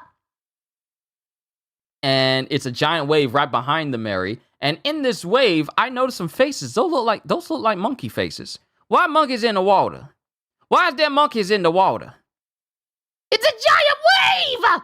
And there's something in it, inside the wave! Sea monkeys! And then it cuts to later on, as the Mary flows out across the water. Peace at last! Still, we can't let our guard down yet. And then it cuts to Luffy, who somehow ended up in the sea. God. I told you, impossible things aren't. I told you, impossible things are impossible. Seriously! Because Luffy apparently tried to jump into the ocean. And Sanji's laughing at him, and Usopp managed to get him back. Even if I couldn't do it in the White Sea, I thought maybe I could in this one. Somebody call a doctor! As Luffy falls face forward, and then Chopper goes, Wait! I'm the doctor! and then it cuts to Usopp and Sanji. So, even in this ocean, the only one who can ride it is Nami, huh? Yoo-hoo, Nami, be careful! All right, I can use this on the ocean too. And it shows that Nami's able to use the waver just fine on the ocean, and she's still just as adept at using it on water as she is in using it on clouds. Chopper, holler up! You're incredible, Nami! All the dials still work except for the Milky Dial. I imagine it would only work in the environment up there. The other ones are pretty rare too, though. Congrats. Ah, lucky! Bread crust. Hey, Sanji, I want some too! And now, the moment you've all been waiting for! Pirates' loot is meant to be divvied up, and we've got plenty of divvying to do. We'll all be rich! Woohoo! It's about time! I'm buying a bronze statue! Can I buy books? I love the fact that Chopper he's young enough so he's asking permission to spend money. He's such a kid. Can I buy books? New pots and frying pans and dishes and a gigantic mousetrap. I'm guessing that mousetrap is for Luffy if he tries to raid the kitchen while everyone is asleep. I'll be swimming in grog. And then Nami doesn't say it, and then Robin doesn't say anything, and then Nami goes, First off, 80% goes to my secret stash. Wait a minute. And everyone's all like, excuse me? What do you mean 80% goes to your secret stash? I'm just kidding, you guys. Obviously. As if you could have a secret stash in this clunker of a ship. The ship? You want to put it into the Merry Go? That's right. It's falling apart, you know. That's a great idea, Nami. Big repairs for the Merry Go. I'm all for it. Big repairs for the Merry Go. I'm all for it. But we don't know how much that will cost yet, so we'll split up the treasure later. I guess even Usopp's patchwork repairs can only go so far. Hey, I'm a sniper, not a handyman. Right. We should get it into an actual shipbuilding dock and have a specialized shipwright do the repairs. Wow! So there's someone even better at fixing things than Usopp? Come to think of it, On this voyage, this ship has carried us all the way from my village in East Blue. If we don't reward her properly sometimes, we'll deserve whatever trouble we get. In that case, let's add a carpenter to our crew. Huh? We'll be voyaging for a good long time yet. It's a skill we'll need anyway. The Merry Go is our home and our life. Let's find a carpenter who will protect this ship. Well, when he's right, he's right. Once in a blue moon, he really hits the nail on the head. Well, of course that'd be best. I was going to suggest that myself. Then it's settled. I hope we find a really good guy. Come to think of it, we could also use a musician. Let's shelve that. Let's shelve that idea for now. What? Grand Line Headquarters. Ooh. Grand Line Navy Headquarters. Vice Admiral, he really isn't there? He isn't there isn't enough. Where did he go, that man? His bicycle is gone, so probably to the ocean? Hurry! Contact the 5 elders! Gotcha. He's at it again. He's probably just sightseeing. Why won't he take this rank seriously? We can't have him moving around willy-nilly. Admiral Aokiji is the greatest power in the Navy. And it cuts to this individual who's just on the ocean riding a bike somehow. Whoops, sorry about that.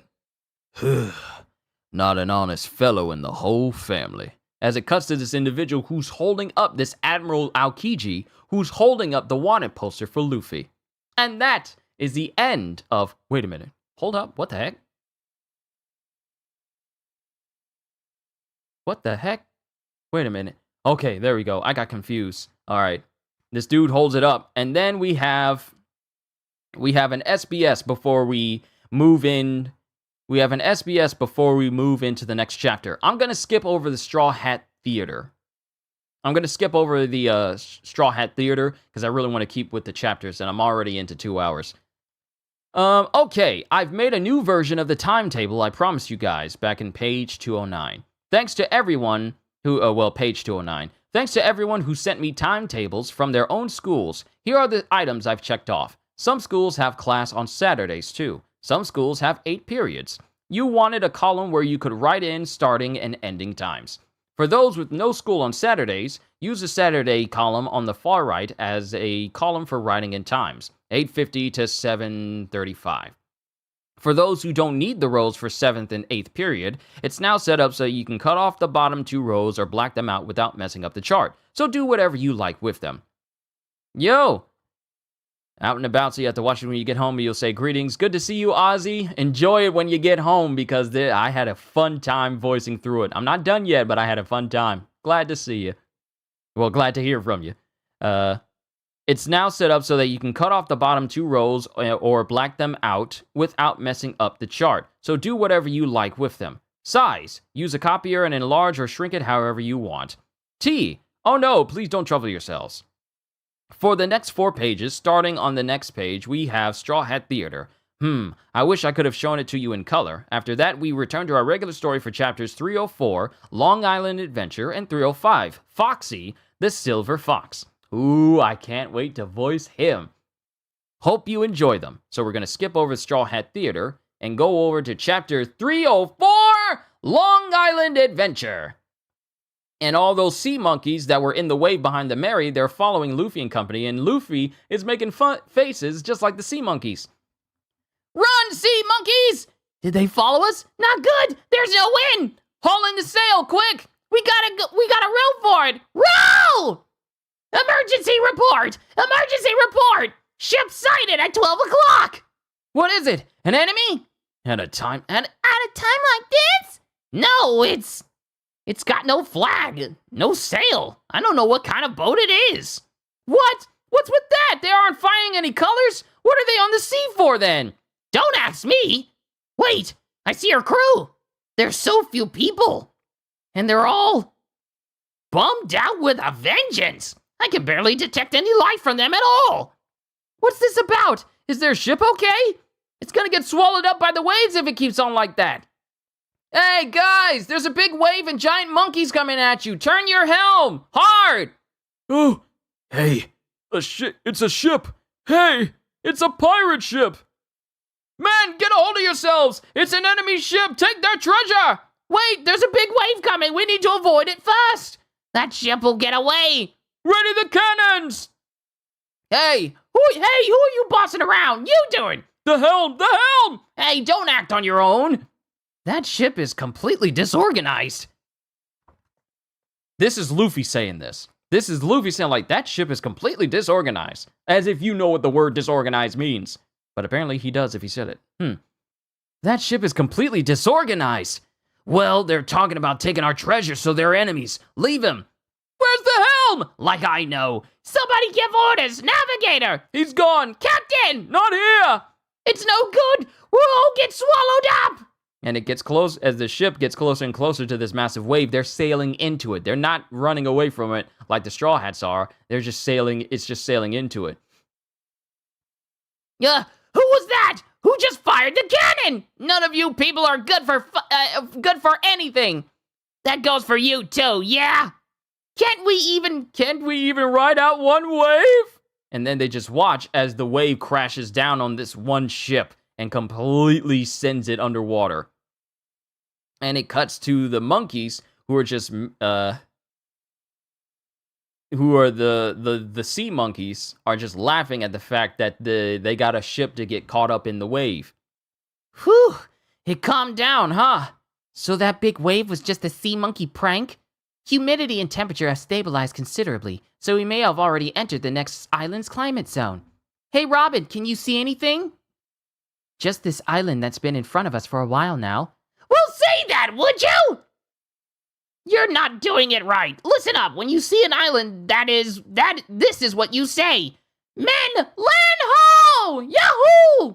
Now you try it. The fog is pretty thick. Fog, huh? That's not safe. Chopper, keep an eye on our path to make sure we don't run aground. Yes, ma'am. Come on, Robin, do you have any idea how much we've all been looking forward to this island? Make it count! I'm sorry. I'll be more excited next time. It's alright, keep trying. I love how understanding Luffy is. By the way, isn't anybody curious about that ship back there? No captain, no navigator, no flag, no sail, no energy, no teamwork? That's not how you form a pirate crew. They probably just got in a battle at sea and lost their captain. Must have been raided too. Lost all their stuff. No, see? I took a good look at the ship. There weren't any signs of battle. There was something wrong about the crew. They were just missing that special spark that all pirates have. Then they probably weren't pirates. Don't worry about it, goes Sanji. No matter how you look at it, though, I think they were pirates. I've got a bad feeling about this. As you do about everything. So, think there's a town? I hope they got a carpenter. Luffy, we can't go ashore right away. Then it cuts to Chopper. Do you think a good carpenter will be nice and join our crew? I can see the shore! Ready the anchor! Aye. Come on, people, listen to me. Chopper, Usopp Scott can't set foot on the island fever. I can't cure that. I love Chopper. I can see the island! And then they sail to the island. And it's just an island with very tall, thin trees, but they're so sparse out that you can't see anything. You can see the far reaches of the island from the shore. It's not barren. It's just, there's nothing there. It's empty. There's nothing here! Whoa, what is this place? Grasslands as far as the eye can see. What a boring island. I wonder if anyone lives here, goes Robin. Oh boy, a prairie! And then it cuts to Luffy, Usopp, and Chopper. They just go rolling in the grass. Seriously, we don't know a thing about this place and they just march right in. If we can see this far, there's probably nothing to worry about, goes Zoro.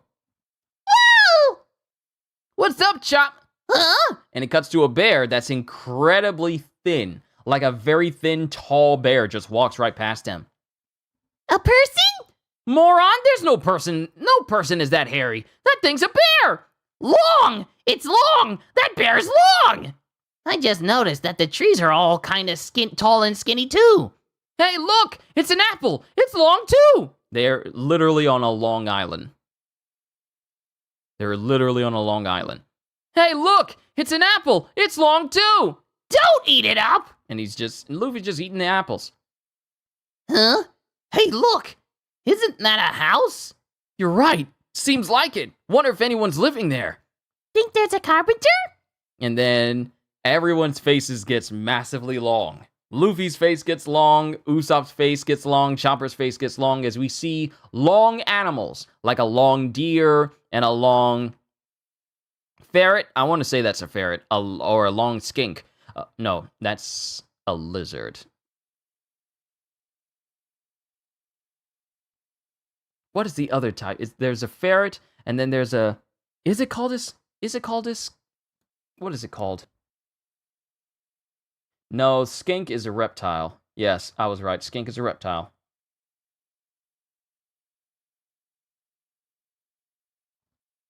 Ferrets and weasels. Yeah, ferrets and weasels. There it is. I couldn't remember what it was. But we see long deers with long antlers, long weasels, long birds with long wings. Minks! Thank you. Mink. I was thinking mink, but I couldn't think of it. Let me see what a mink looks like. Yeah, it's a mink. It looks like a mink. Yeah, okay. Thank you, Kohagen. Thank you. Mink sounds better. But a mink goes by. Well, actually, I'll call it a ferret, because the term mink in the story of One Piece, where did that accent come from? The mink in terms of One Piece, that name is already taken. But a ferret goes by, a long bird with long wings goes by, a long dog, then there's a rabbit with a long tail. There's just long everything.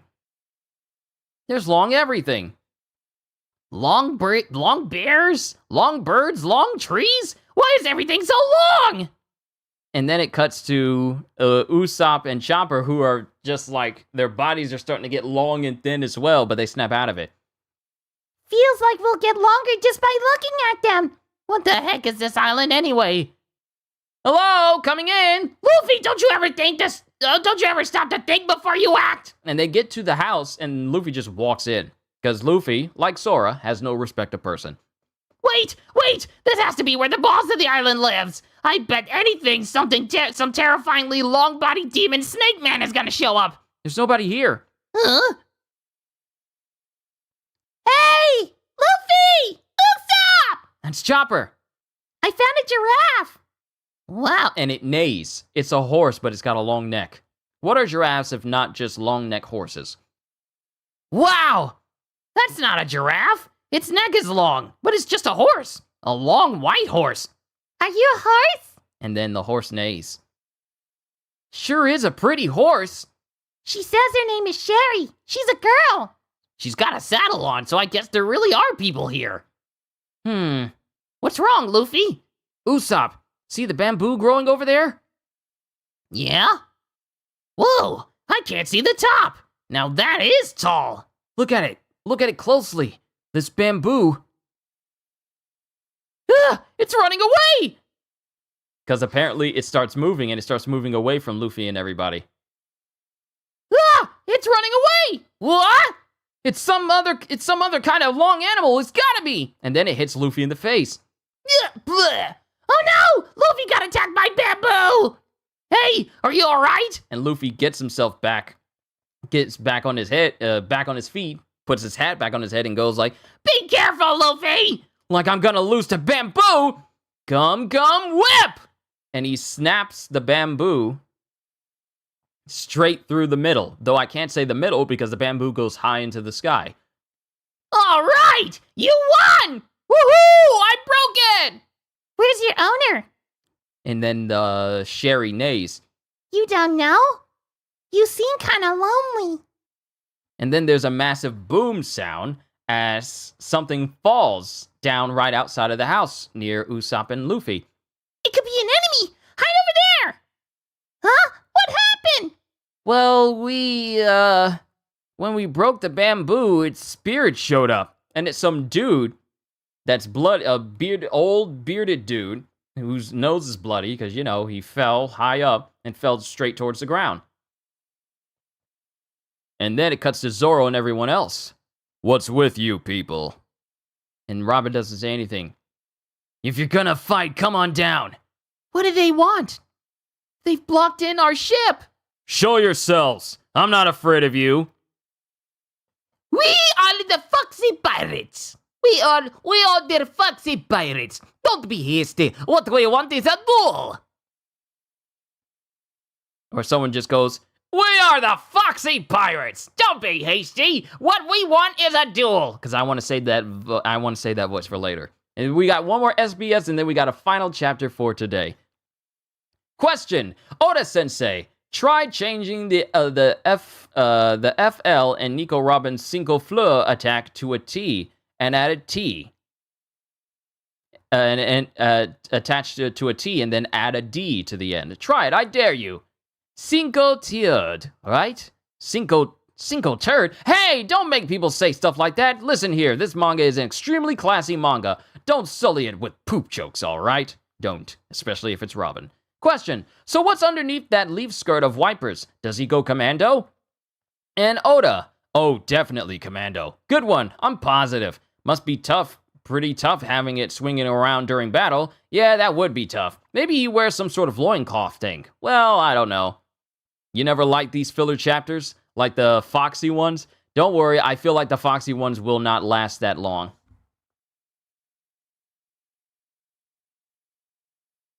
Yeah, they don't last long. The whole Foxy thing, it's only going to be in this last chapter and then the next volume, and that's it for it, because then we cut to other individuals that happen later on for Water 7, so I don't think they're going to last long, so you don't need to worry about it. Maybe he wears some sort of a loincloth thing. Well, I don't know. Hey! Question: one day my good friend Boy H said Eneru's dangly gummy ears are actually, those were his last words, he received judgment and was destroyed. What exactly was it that he tried to tell me, even knowing it could cost him his life? Pan Superman.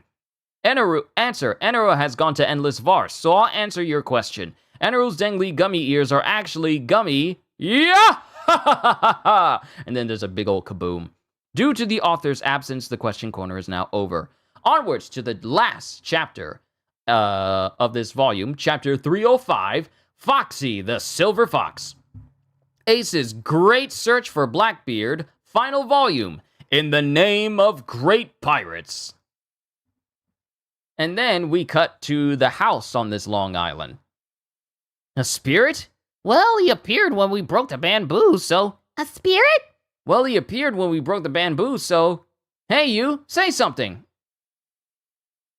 And then it cuts to this man sitting up, and he goes, Of course I remember you. It's been ages. How you been? Huh? Does somebody know this guy? not me. Nor me. No wonder I didn't think your faces look familiar. Then why would you say that? Who are you, you stupid coot? Yeah. The name's Tunjit. In any case, let me thank you. It was you fellas who pushed me off of my stilts, wasn't it? Stilts? Oh, they are. Tunjit, nomad. But the bamboo was so tall I couldn't see the top. Yup, and that's where I was, at the top. Oh, so you're not a bamboo spirit who came out when we broke your bamboo. You're just an old guy who came falling down when we broke your stilts. Why were you on tall stilts anyway? I've always loved stilts, you see. I was trying for the tallest stilts in the world, using the tall bamboo on this island. And then, what do you know?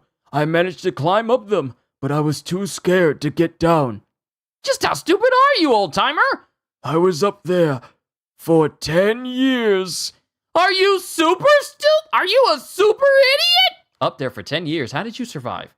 For 10 years. I understand having food that can last you for days, but how did you survive on stilts for 10 years? I'm asking logical questions for an illogical series. Let's continue. You were up on those stilts for 10 whole years? That's right, and all the while the bamboo continued to grow, so it just got harder and harder to get down. I sure was scared. That's all you've got to say about that whole decade? Well, there are lots of trees on this island as tall as those stilts. I managed to survive by eating fruit. Ah, that's how he did it, That's a rather tall tale, if you ask me. says the liar. Speaking of tall, old-timer, why is every living thing on this island all stretched out? Trees, animals, everything. Seeing as that you are local, I guess you wouldn't think that. There is a reason. As you can see, this island is covered in a great prairie. So we live large, like to draw things out. That's the long and short of it. Well, mostly long. That's sort of a stretch. That, for example, is a dash hound. All you did was stretch out the word. A duck. There are dangerous animals too, so be careful. Look, that's a snow leopard. A leopard? Watch out, he bites. And it cuts to a snow leopard whose head is just majorly long horizontally, going out from the sides, and Usopp really can't take it seriously. How come only that one's wide instead of long? Come into my house. I'm in your debt. Let me entertain you. Yahoo! In this village, our usual beverage is the milk we get from our livestock. Where is this livestock you speak of? In the livestock? Where is this village you speak of? In the livestock! By golly, By golly, the village is gone. There's no livestock either. what are you saying now? Even if it's been 10 years, there's no way a village would disappear in that amount of time, right? Ah, well, let's take our time talking about that, shall we? More importantly, let me entertain you. I know I had some milk stored away. Hmm? Milk? Stored away? For 10 years? The snow leopard does look like an Oran car. It looks like a hollow. It looks like a hollow from Bleach. Milk? Stored away? For 10 years? Can't find the milk, but how about this cheese? Don't look away like that! That's the milk from 10 years ago, isn't it? I see. Well then, just make yourselves at home, please. By the way, as I was saying earlier, Hey, old-timer, is that cheese actually edible? Don't even think about it! As Luffy is looking at the cheese, wondering as the old man starts eating this 10-year-old fermented milk that's turned into cheese. I'm sorry, but even I wouldn't eat cheese that old. Then again, some cheeses are actually aged to it, so it kind of depends. As long as... I don't know. I'm not going to say as long as it's not molded. But, you never know. it's fine, silly. It's just cheese that's aged for 10 years. Unlike you, I've lived large and long on this island, so my stomach's wired differently. I swear, kids these days are so delicate. Yeah, please call a doctor. As this old man falls over from eating this 10-year-old cheese. See, this is the reason. Now I can stay steadfast with my decision. This is the reason why I don't be messing with cheese like that. Please call a doctor. See? I told you so, idiot! Doctor! Wait, that's me. It appears to be food poisoning. Obviously! Nomads? Oh, guy, you're a riot. Yes, we are a nomadic tribe. We pull up stakes and move to new pastures as we see fit. So that's why the village disappeared in just 10 years. This island is called Long Ring Long Island. Long Ring Long Land. Welcome. This island is actually shaped like a long ring, but it's normally divided by the sea into 10 islands. However, once every year, when the tide is at its lowest, and only for a few hours, the islands reveal their true shape as one giant ring-shaped landmass. Using that window once every 3 years, we migrate from one island to another. Huh. So you got left behind when the village moved.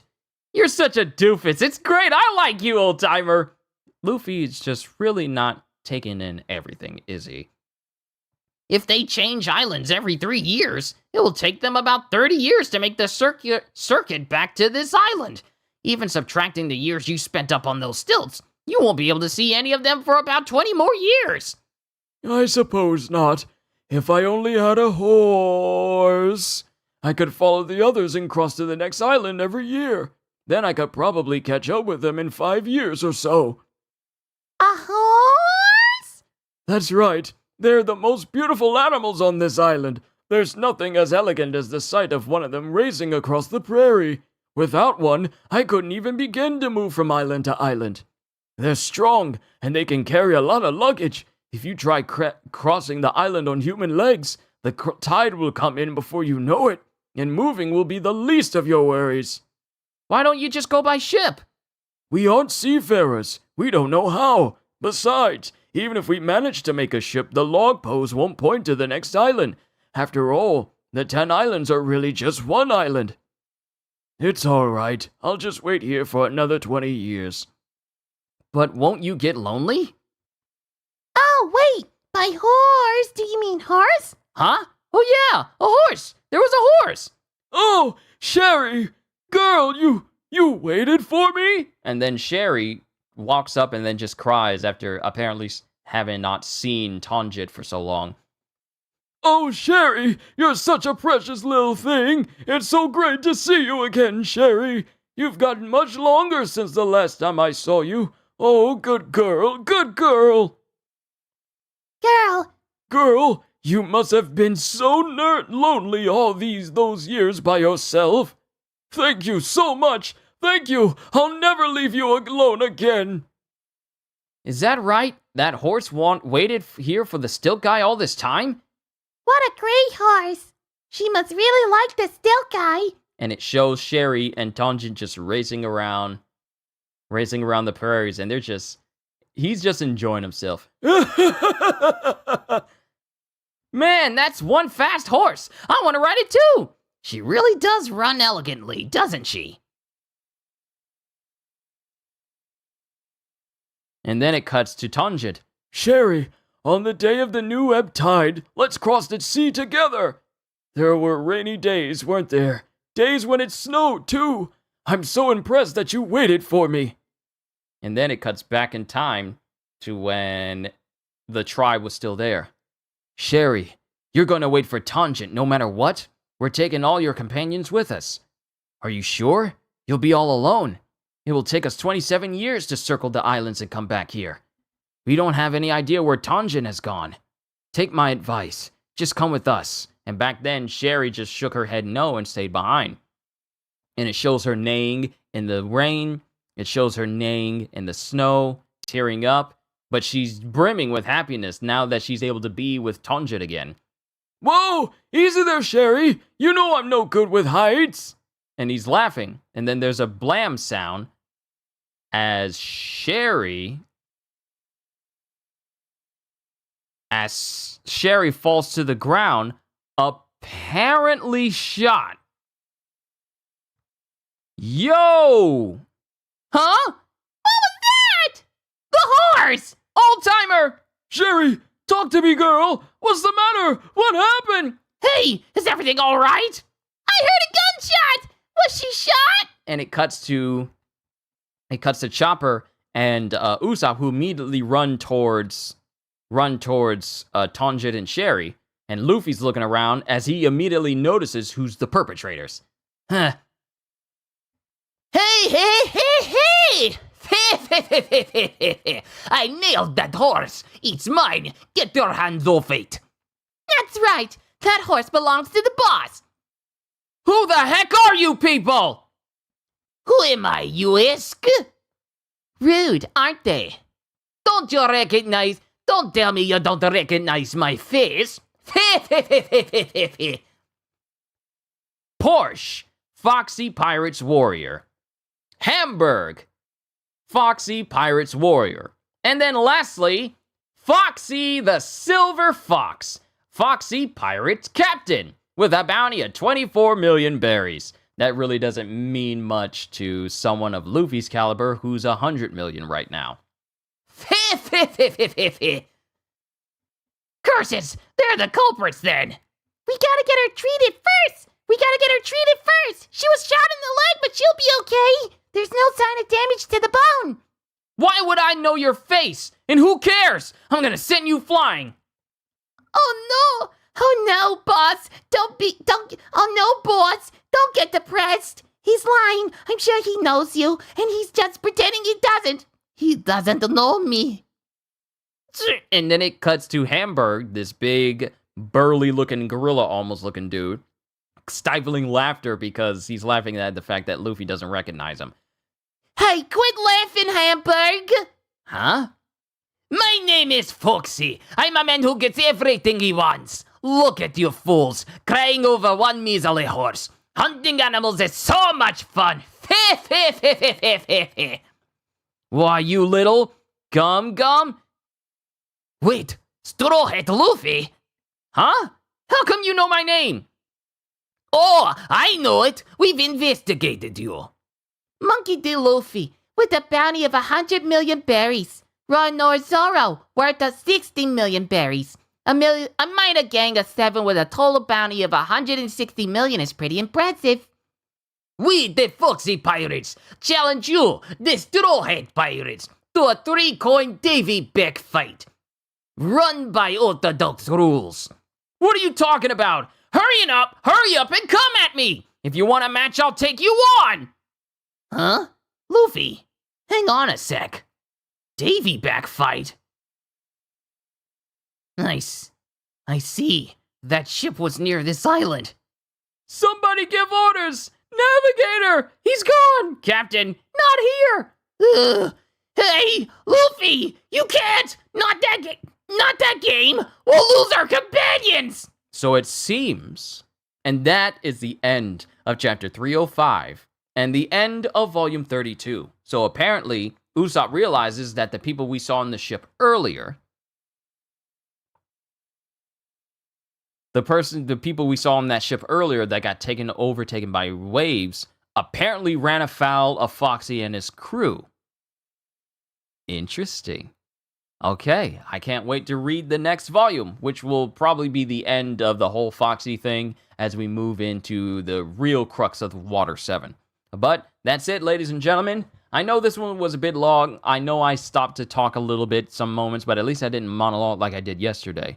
But that's it for Volume 32 of One Piece. We move into Volume 33 tomorrow, and that's where I'm going to call it to everyone here. I enjoy reading these volumes. Surprisingly, my voice hasn't had any adverse effects from all the voices that I've been doing, and I'm still fine, so we're gonna continue. We are almost at the halfway point of me reading volumes of One Piece, and then when I'm done,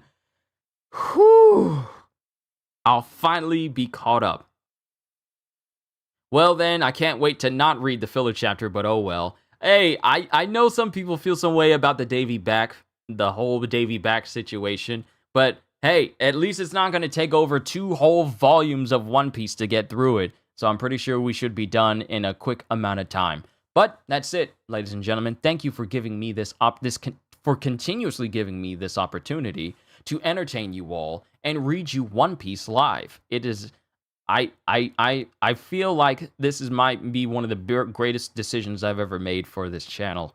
And hopefully this will be a way for people who are new to One Piece can get into this series. Even if they don't want to read the manga and or if they want to read the manga along with me and I can provide my voice as an audiobook for the chapters that they read, at least I can provide that avenue for them and help people get introduced to the amazing story that is One Piece. So once again, thank you for giving me this opportunity. I don't regret this decision of doing all of this. It's a big, huge undertaking, but I love it all the same. And I love doing this, and I love you guys. All I can say at the end of the day is, hope you all enjoyed. Can't wait to see you all in my next video. And if you're new to the channel and you enjoyed what you saw here today, then like, subscribe, share this stream with everyone. Well, not new to the channel, but if you enjoyed overall, if you enjoyed what you saw here today, then like, because liking this video does help this channel. You guys some people may not think so, but just simply liking this video helps me far more on this platform than you could ever possibly imagine. Just a simple like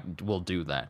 Like, subscribe, share this stream with everyone you know, because the more the merrier, and maybe even consider becoming a member, because I am always looking forward to entertaining you. So have a fantastic day. Once again, as always,